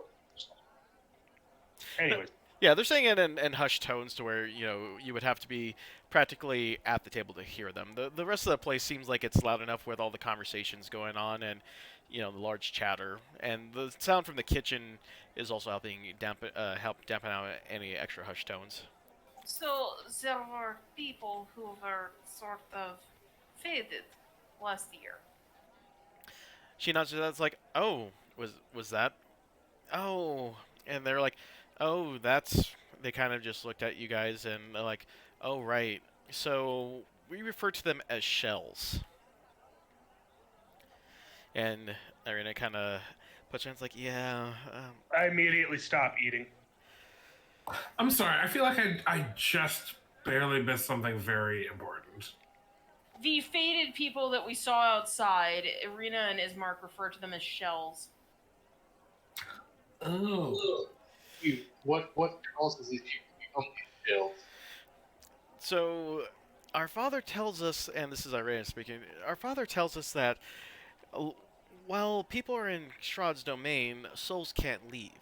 So if it so happens that the population ends up growing too much and there's not a soul to inhabit the body, well, those folks seem like, how can I put it? It seems like they're slightly missing something, or they seem slightly less than human.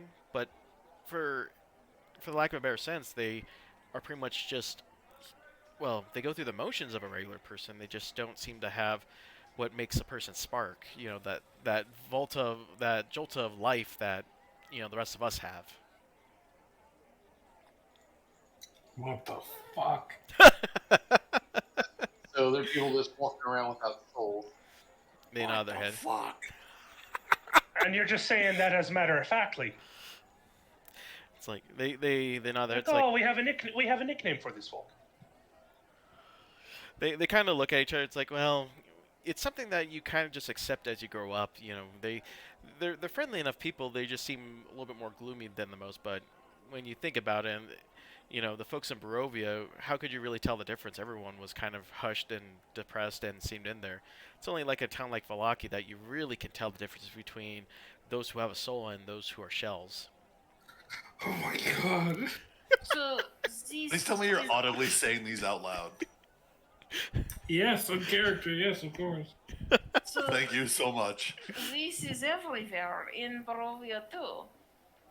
They nod their heads like you can find them in various towns, and it's an odd thing because, like we said, you could end up having a woman give birth that is a shell, and her kids, multiple kids of hers, could all have theirs, or if she had four, two of them could be shells.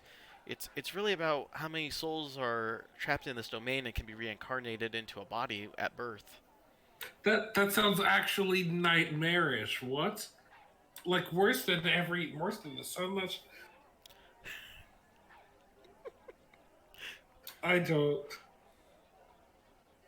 I suppose it's redundant to say I don't like it here.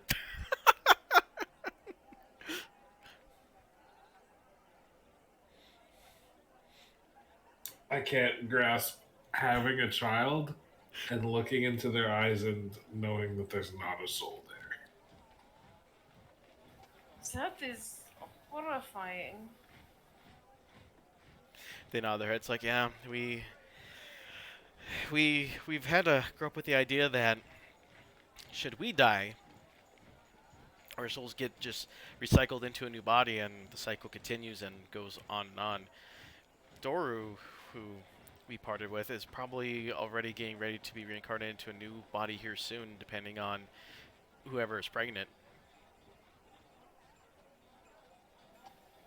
Do you remember anything from life to life? If it is such a short turnover for the soul, what makes you forget your previous existence?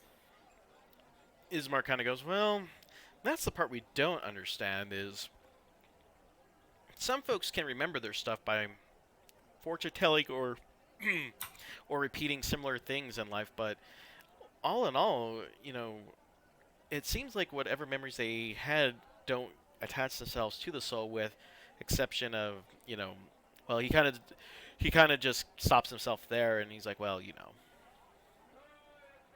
and Irina kind of goes, well, that's the hard part, is that I don't remember anything from the last few times. I only know this life, and that's it. Well, wait, hang on. I think we're burying the lead a little bit. Except, you know what? Well, he's trying to. Ismark's kind of giving the, well, let's not, spill out who she is. Thinking back, like to the Vistani camp, did any of them seem fated like this? Nope, they all had their souls. So then, what about the Vistani? They are from here, yes? Why did none of them seem to be afflicted by this shell? Wasn't somebody calling them Strahd's chosen or something, or Strahd's favorite or something like that? They nod their heads like, well, legend goes is, and this is Ismark. Legend goes is that when Strahd was once human, he ended up taking a severe wound, and the Vistani were the ones that nursed him back to health. And apparently, even in undeath, he holds them in high regard, and he doesn't keep them trapped here. They're allowed to come and go as they please for that one favor done so long ago.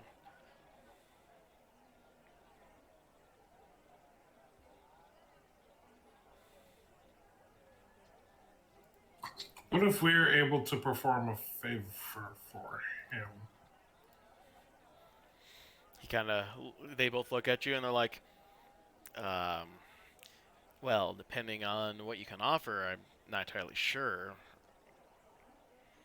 And don't worry, we'll be end up doing him a favor here in short order, I'm sure.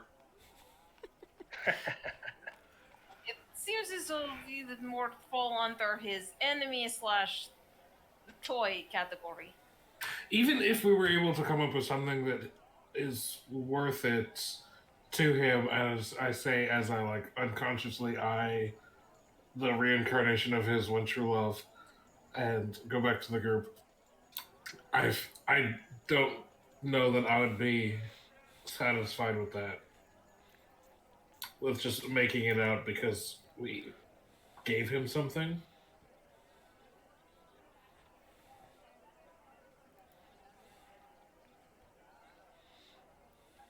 Does that make sense, or am I talking out of my ass? Oh, I get what you're saying, Salith. And I hope you understand that. I just feel like he just needs a bit of a release. I think Quinn would agree with that. I don't think we. Ron needs a release. Yeah, he needs a bit of a release, if you know what I mean. As far as I know, we don't really go bargaining with monsters. Not Sure. typically, no.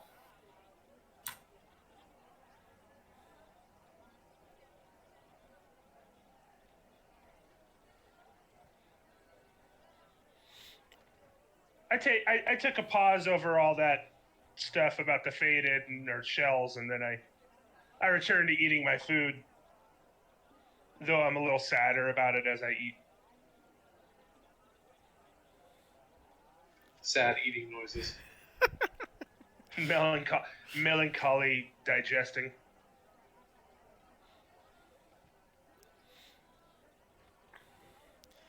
Yeah, I mean, as you know, as the day goes on and you guys are eating your meal, you see the occasional, you see the occasional Valaki townsperson come in, either grabbing a drink at the bar or grabbing a bottle of wine and paying and leaving. So it seems like the place is lively enough to where there's enough commerce going in between. Um, Erwin and Danica both check on you sparingly, see if you guys need anything else or if you guys have, need of any information or questions about the town. When Irvin returns for a moment, I want to ask about his father and their vineyard and where it is located. Yeah, sure. Erwin comes out to pick up the plates when you guys finish up. And he's like, guys, it seems like it's pretty edible if you guys manage to finish this up. It was very good. Your spices are spot on. He tugs on his beard and lets out a small chuckle. He's like, excellent. While we were in town, I was sort of wondering if it is possible to pay a visit to your family's vineyard. Yes, my family used to run an inn, and it has been a long time since I've been around a brewery. It has been a while, and I sort of miss it. And I was wondering if we could have a look. Oh, he kind of goes. He's like, well, the vineyard itself is outside of town, probably about a half a day's march west. But yeah, you're more than welcome to go out there. Just be careful on the road. It's not.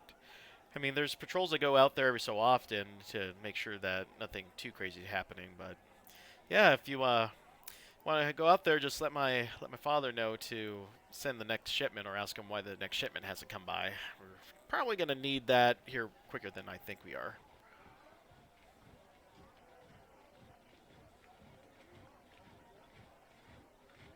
Just out of curiosity, was your father was your father anything sort of like an inventor or something in his use? I'm sorry, say that one more time. It sort of came out weird. I'm sorry. I'm fighting off a headache and it's sort of fading and I'm a little slurry.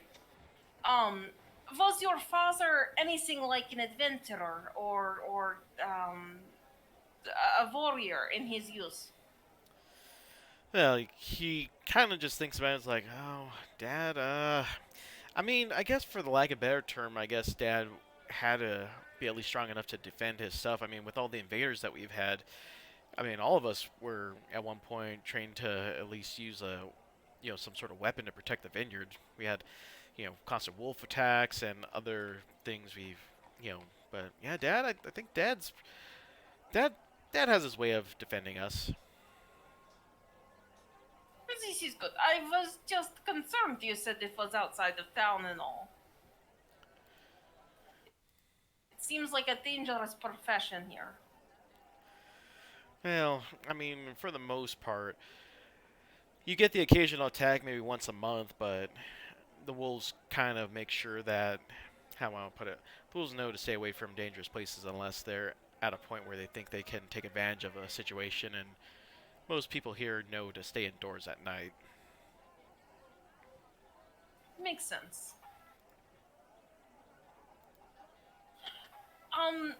Just throwing this out there.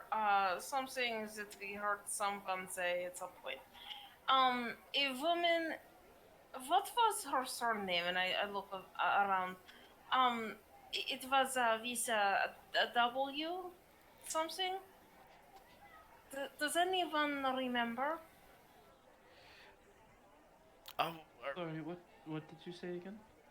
There was a woman that one of the people we spoke to before mentioned that we should speak with. One of the Vistani.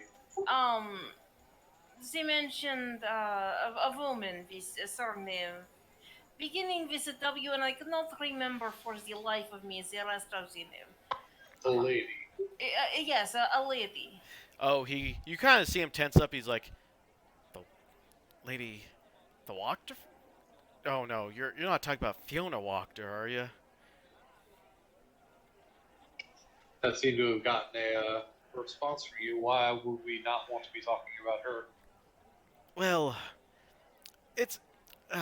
He kind of catches himself. He's like, well, I guess there's no real reason not to tell you, but um, so the town's burgomaster and Lady Wachter are in a bitter feud to take control of the take control of the town.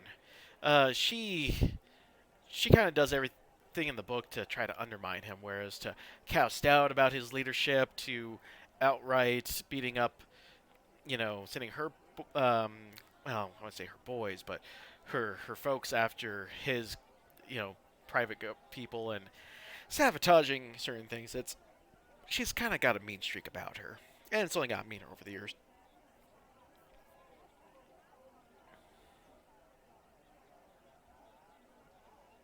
And how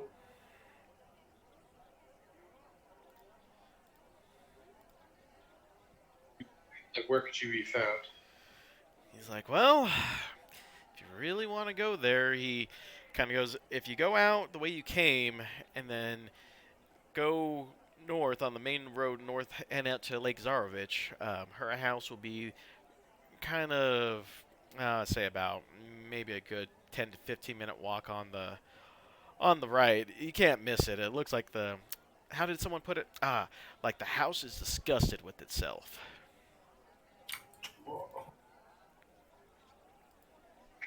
Yeah, well, I appreciate your help.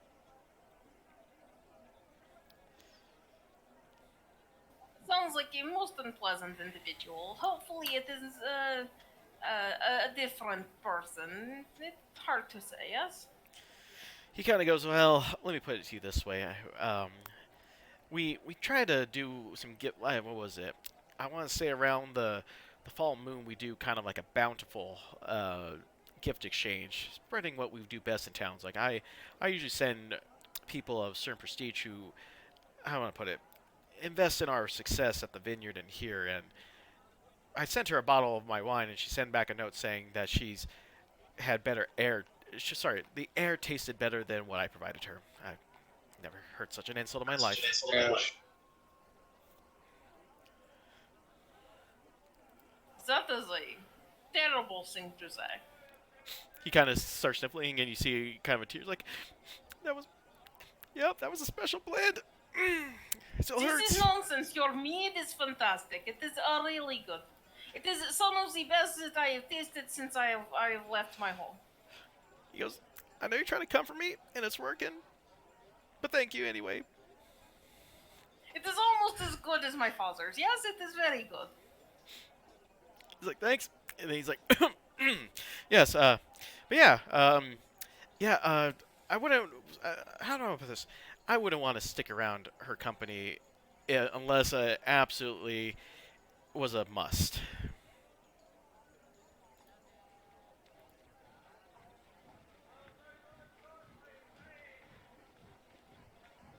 This is good to know. We will do all that we can to avoid overstaying our welcome there. And by that I mean we will try to avoid. He kind of goes, yeah, it'd be best if you try not to deal with her, but if you have to, just know that she, well, let's just say that she doesn't tolerate fools from from my last. I think that's what she told me the last time she was out in public, and I accidentally spilled a glass of mead when someone bumped into me. Totally not my fault, but nonetheless, he just kind of dismissed me.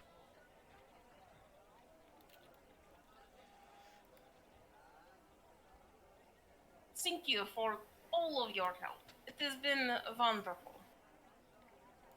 And your establishment is fantastic, and her taste is obviously off.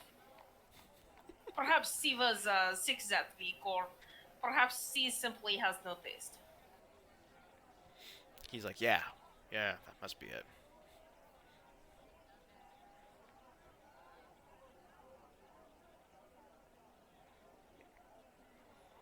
He's like, is there anything else you guys need for the day before you retire for the evening? Or are you thinking of retiring anytime soon so we can make sure the beds are going? He kind of looks outside. He's like, the sun's about to set. It probably, I don't know, probably good. I don't know, probably as long as it takes me to boil a full pot of water. So really, roughly about an hour's As worth of he's time. saying this, I'm like nodding off at the table. Yeah.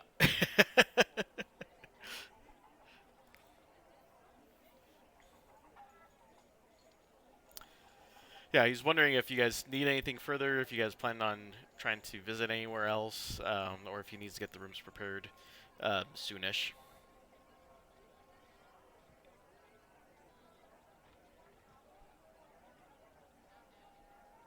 That's why I did the nodding off thing. Like, I'm ready for a room. Okay. It seems as though no one has any pressing business. He's like, indeed. It's like, Rooms are good.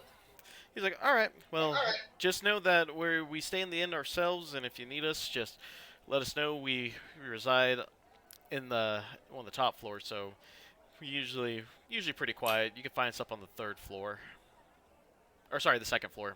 I just noticed that right now. I thought that was another floor, but it's not. Yeah, they said that they reside there, and that the kitchen will be open up until the last embers of the last log. And he says he's got probably about another 4 or 5 logs that he's gonna probably put in there before he calls it a night himself. All right. Thank you for all of your excellent hospitality. Gives a slight bow, and he, spins around and proceeds back into the kitchen.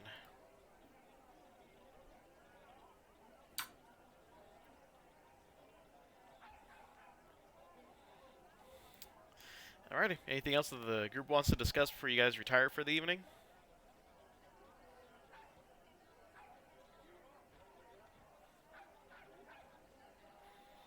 Alright.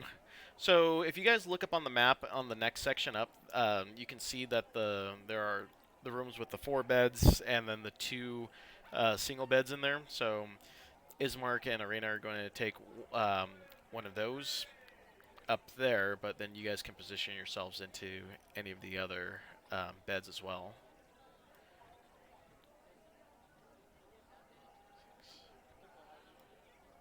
And then for Etrix, there is one single bed that they'll make available since there are 7 of you, or there's 9 of you with everything going on, right?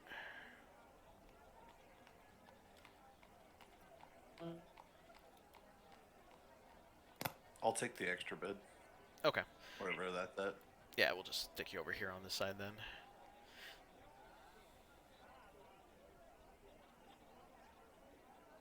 I'd probably give the room with 2 beds to the larger folk, probably.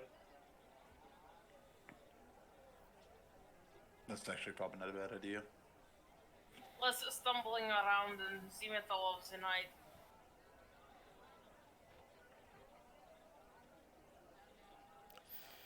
All right. Do we meet up anywhere before we go to sleep to talk?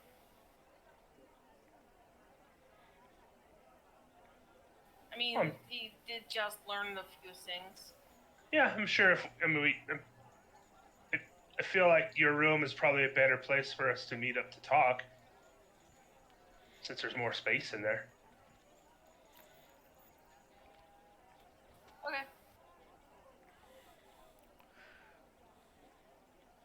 Did you want Arena and Ismark to join you guys as well, or are you guys just gonna have your own individual chat? I was thinking we were just gonna have our own thing. Okay, that's fine. Yeah. Those go, all right, well, if you need us, we'll be in here.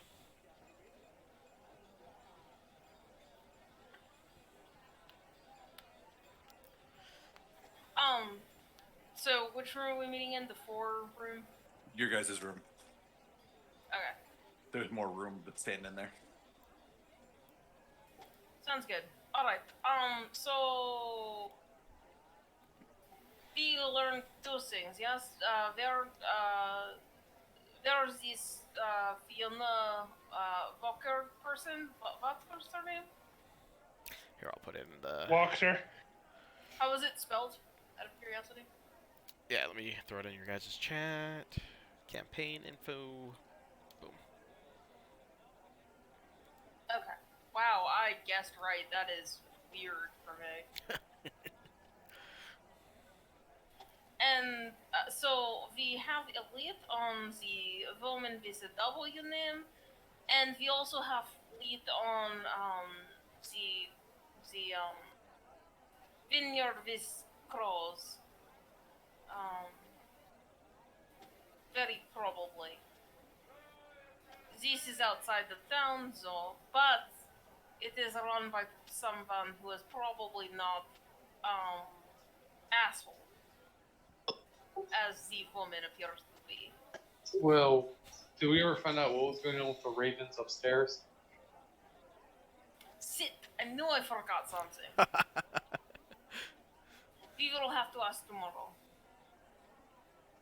I forgot. Aren't we about upstairs just- right now? Yeah, we could look around. Oh. Well, then take your logic and go do something about it. Fine, I will do that. And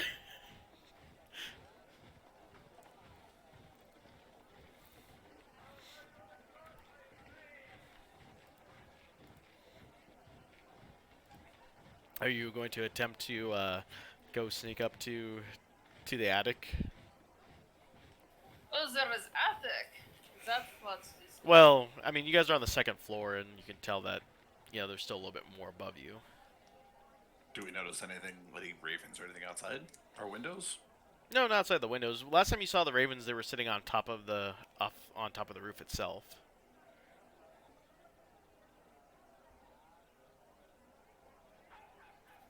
I do not know if we need to sneak. I mean, the people are Yeah. very friendly. Perhaps we could just talk to them. yeah, we could start with asking.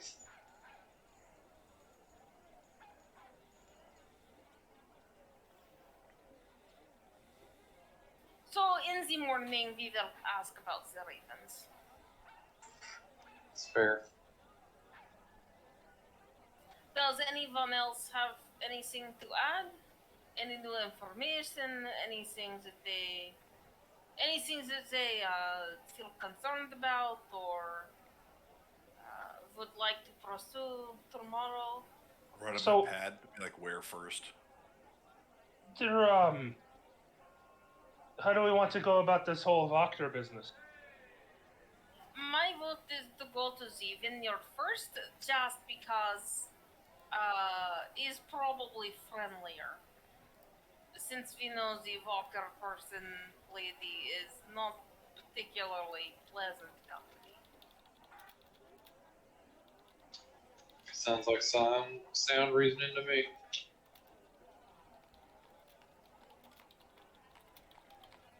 If we end up making nuisance of ourselves, I would have preferably no reason to return to the city after pissing off apparently a powerful figure in the town.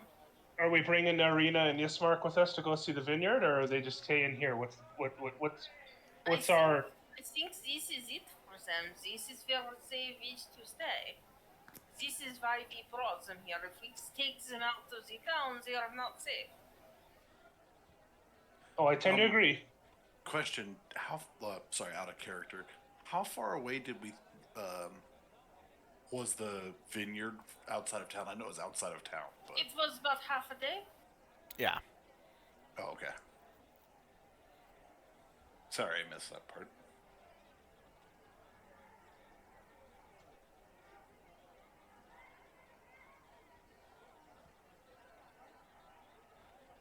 Well, all right. So I guess we're gonna wake up in the morning and go check out the vineyard. So this is everybody agrees. There is nothing else that anyone needs to do. Salif, how are you holding up? I'm alright. Just kind of weary, but I suppose everybody is, so I'll manage. And What- oh, Where do we want to post our watch for the night? in the hallway. Well, this is difficult. Yes, perhaps the hallway.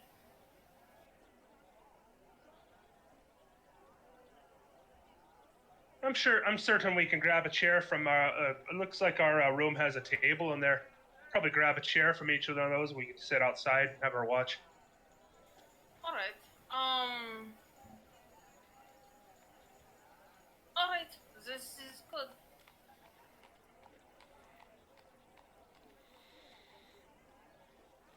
And we can just do same order as last night if we want. Or, I mean, do you want to sit outside, or do we just want to be sitting up in the alcove over here? Which alcove are you speaking of? I pop out, just go out here onto this walkway here. You mean like there? Yeah, Yeah, that's what I was. because thinking of. this overlooks the bar here, or it looks like over the tavern. Yeah, that's what I was thinking of, like in the hallway right there.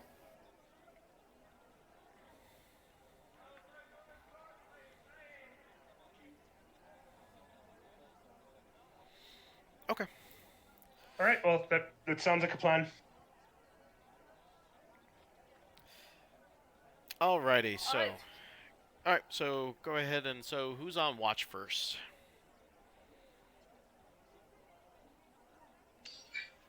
Wasn't it me and It was you and Etrix last time, I believe. Mm-hmm.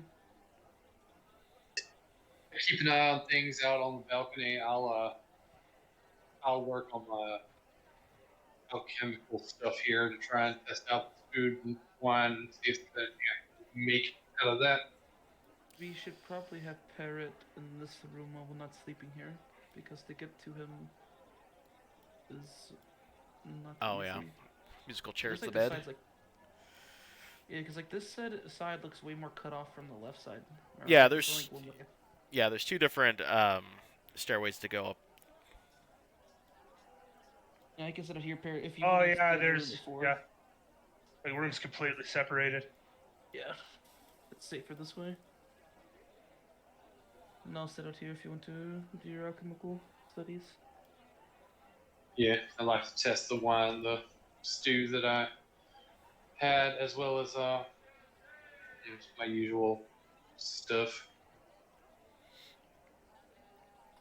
All right. So as Etrix and Quinn, you get started on your first watch. You see Erwin come up and kind of raise his eyebrows, like, "Oh, what are you boys doing up?" Trouble sleeping. Yeah, we're light sleepers. He's like, "Oh, you guys want a lantern? Keep you company?" I have my light sources in here. I should be fine. He's like, "Okay." I'm fine as well. He kind of just pulls out a small container. He's like, "Well, if you need more," he just puts out there's more lantern oil in there for you. Thank you. He's like, "No problem. Just like I said, if you guys need anything, just we're on the other side. Just knock on the door and we'll answer." And he turns around and just proceeds to go down the stairway. Much obliged. All right, Matilda. Go ahead. Uh-oh. Yeah, it's your turn finally. We finally get to you. All right, I need you to roll me a wisdom saving throw. Great. 21. Okay. So as you finally drift to sleep, you see the image of your village in your head and the people in there. However, instead of wearing the bright and vibrant colors that you know them to be, they end up looking more like the shells of the town more and more. As you see more images of your town and the more people you're familiar with, you can start seeing that they're, actual images and their imagery starting to become more it's just like someone sucking the life out of them as you're going. However, you're able to push it off, and you just end up sweating a little bit in a cold sweat, but you're able to remain fast asleep through it all. But the haunting, Okay, that's terrifying. yeah.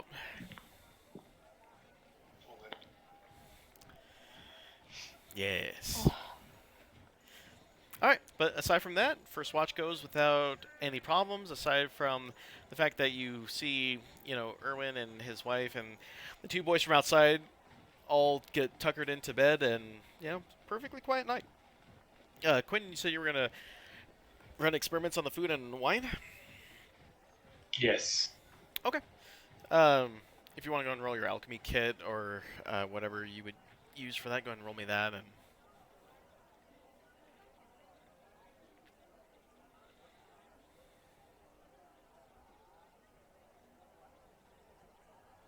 Give me one second.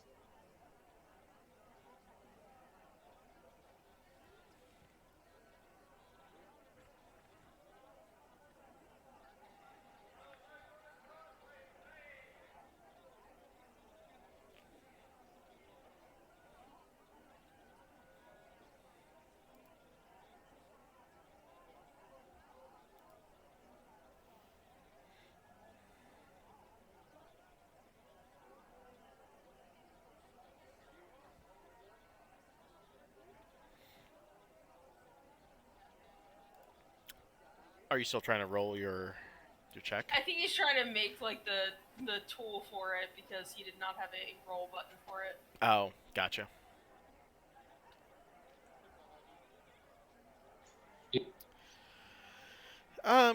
Yeah, as you try to, go ahead and run it through like your centrifuge and all their items, you you're able to discern that at least the soup. You kind of go, oh, well, that's interesting. There's sea salt in this thing, but aside from that, nothing really pops out at you.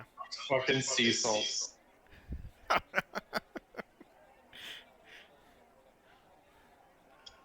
how they get you. Right? That mind controlling sea salt. Brings you always back. But yeah, aside from that, you do the same thing with the wine, and you're just like, no, nothing out of the ordinary as far as you can discern.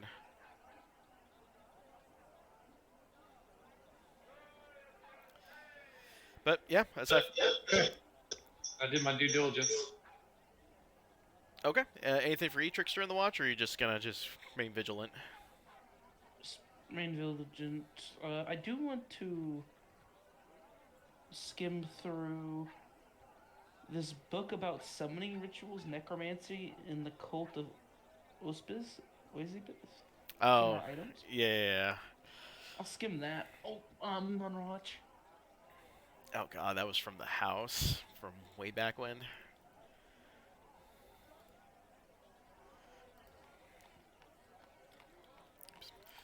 Giving new characters access to the Baruch loot and all of the stuff that no one else has cared about or looked at because they weren't wizards. Yeah, I'm trying to see. Okay. Go and roll me an Arcana check. I should be good at these, hopefully. I am not proficient in Arcana, fun fact. A 10. You just kind of scratch your head, but you're not able to ascertain what the purposes of the fiend summoning ritual and necromantic rituals would actually do. Just like, oh, well, this is odd, but not out of the question. Gotcha. That's pretty much it for me. Okay. All right. Yeah. The rest of your watch goes out without a hitch. So second watch. Who's that? I think it's Vika and I and Matilda. I think so. Or no, I was it the third been one. Bird. Parrot, yeah. Yeah, I Parrot. was on the last one. Vika, go ahead and roll me a perception check. Wait.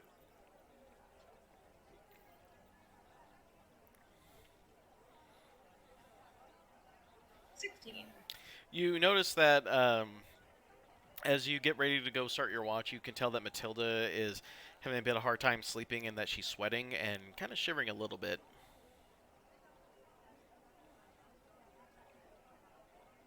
I'll I will approach her and kind of tap on her shoulder a bit. Hilda, are you alright? I'll be a little bit startled awake, but just tell her I'm fine and that it's nothing to worry about. Alright. I am just outside the door. If something happens, yes? You shout. Thank you. And I head out to our watch. Okay. All right. Yeah. Second watch, no issues. Pretty quiet. No one seems to disturb anything. You don't even see the owners or their kids end up doing anything with the opening doors or anything. I don't know if you guys were planning to do anything during your watch. Not particularly. Just my usual, brewing my mutagen for the next day. Okay. All right. Yeah. No problems on second watch, third watch.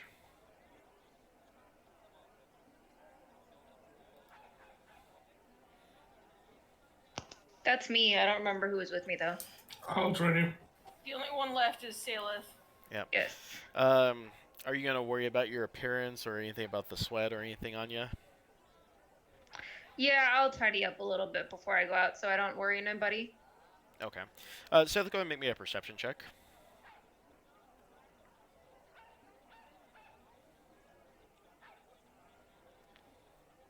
Three. Okay. Yeah. Yeah. Matilda looks fine. You didn't notice anything off about her. Anything you guys were trying to do in your watch? I don't think so. I'm gonna be praying. Okay. Go ahead and throw me a wisdom saving throw on that one. Excuse me? Yes. Wait, I'm sorry. I think I missed something. Did something happen that there was a wisdom saving throw going on? Yeah. Sailor's He's praying. like, is anybody doing anything? I said I'm gonna be praying. Oh. Oh, okay. Is this how we all die? Yes. A prayer. 18. Okay. This is the way the world ends. Yeah, you're a little bit how I put it, you're a bit traumatized about how the last prayer went, the imagery in your head, but this time around nothing of consequence happens and your prayer goes.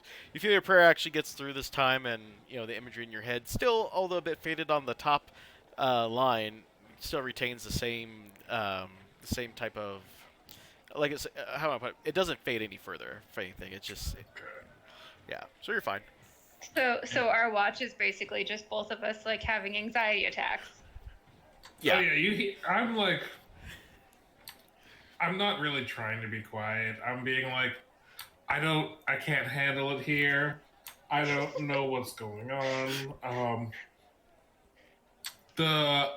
The people without souls, I don't think I'll ever be able to stop thinking about that.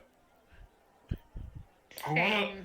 I wanna pray for them, but what am I praying for? Do they have desires? Do they have goals? Do they know they don't have souls? Oh my god, I'm so glad somebody else thought that. You should ask them. Do they know that their experience is just less? Or is it less? I don't know. Is it awesome to not have a soul? You can pray to whatever deity you believe in, see whether or not it will save their awake too soon. Exactly. I'll shout out the Morning Lord or whatever, but I'm not really getting help from him. Really just checking in on him, seeing if he's okay, if the sun's gonna come out, if he's real. Oh boy. Yeah, I mean, aside from that, you actually, like I said, you actually feel your prayer go through this time. There's no fading of the imagery. The image in your head doesn't seem like it causes you any sort of anxiety or discontent this time. So, all is well in the prayer world of Salith, at least for tonight. Okay, just tacking onto the soul thing. Just out of character. How do vampires work in D&D? Are they soulless undead? Does this mean that when someone is turned into a vampire in Barovia, like, there is a vampire running around as that person, but their soul is also running around as a, like, new person, and they can, like, meet? How does that work? Um, I'm actually gonna have to look into that part because it looks like everyone. It seems like they retain their soul at least, and but they're under thrall until someone either relinquishes their control or their creator dies. So Okay, so vampires are not soulless undead. no, they're just a form of undeath.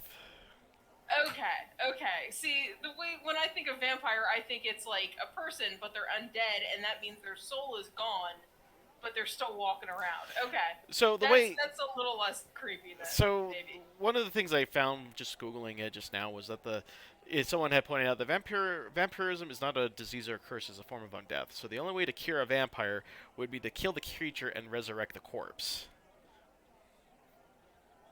You know what? And for that matter, how does resurrection work? Like, if we resed their father in the future, like, there's no soul to bring back because it's already been reborn because they don't have enough souls.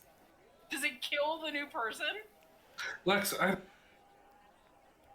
I'm sorry. I need to stop. No. I don't like that you've. I just don't like that you've made me think about what it would be like to meet my soul. You made me think about what it would be like to meet my soul, and it's making me very uncomfortable. But like I said, these are kind of questions that end up keeping me up at night. I think from what I've read is that when you resurrect a player, at least a player character, as long as it's within a certain amount of time, your soul gets to come back to you.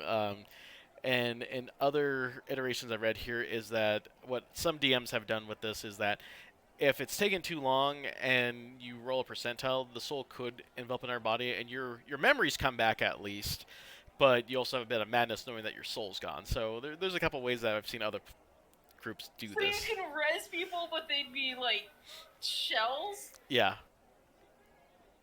Shells that are mad that they don't know where their soul is, basically. Mm-hmm. Wait, so couldn't we like? No. Are you thinking of like reverse tormenting Strahd? No, I was thinking about killing and unkilling Arena. Oh. Do we have the means to do that though? I don't know if we do yet. We do not. I don't. I can. Alert. Hold on. Not right now, but I will. I'll say under my breath, I hope, be able to bring people back to life. I mean, just throwing it out there as like a last resort sort of thing. I'd rather have no soul than, have my soul bound forever to Strahd. Yeah, but if we were to like put a number on it, like on a scale of 1 to 20, you would have to be at least like a 9 in order to be able to like bring people back to the dead. You can bring some people back from the dead at 5? Yeah. I want to say that if one were to grade the strength of spells, say 1 to 9, I think you could probably pull it off somewhere around a 3. That's true. Should. I mean, we're not talking about a long-term death thing. We're talking about, you give her a little strangle, or, you put a noose around her neck and push her out a window for a second. No, and then you rope her back in, and then... Yeah, we have to find somebody who's giving birth. Bring it on back. Oh, we have to find somebody who's giving birth at precisely the right time, and kill her, have this person be born within the minute, and then bring her back. Exactly. As uncomfortable as I am with all of this conversation, I will add to it thinking that, but if you were to kill or have a person die and their soul went into another body, then you resurrected that person, would their soul come back? And if so, would that person who was born now all of a sudden be a have no a shell with no soul, and then wouldn't you like have made that happen? I That's don't why want I to. was asking about how the mechanics work. Yeah, I don't like. I don't want to live in a world where shells can be created, because that means that they were people and then lost their souls and remember. And that's not good. So it says here that in Barovia, the souls of the dead are trapped in as souls of the living. They become caught in the mist and can't travel to the afterlife. When a humanoid has been dead for at least 24 hours, life either by way of spell or some supernatural means, it gains a random indefinite madness brought on by the realization that their spirit is trapped in Barovia, likely forever. So There's a Pokemon that's like that. Sorry, continue. I can't remember, but there is a Pokemon who was once man and became a Pokemon and is haunted by the fact that it's no longer a human. Ghastly or something no, like one it's Drifloom. I want to say remember. Drifloom. Yeah. Oh yeah. God. It's Anyways, so cursed. So we're getting close to the end, so I will end this there since we've gotten quite a bit off topic. But Sorry. I will Sorry. I will get the vineyard and the Walker House put together, so that way you guys can do that. Since it sounds like that's your next point of contact, and then everyone good for next week, or are we gonna be missing anyone? I will be at the All-Star game next week, so Okay. I will not be here. Should be good. It should be Yeah, I think we're good.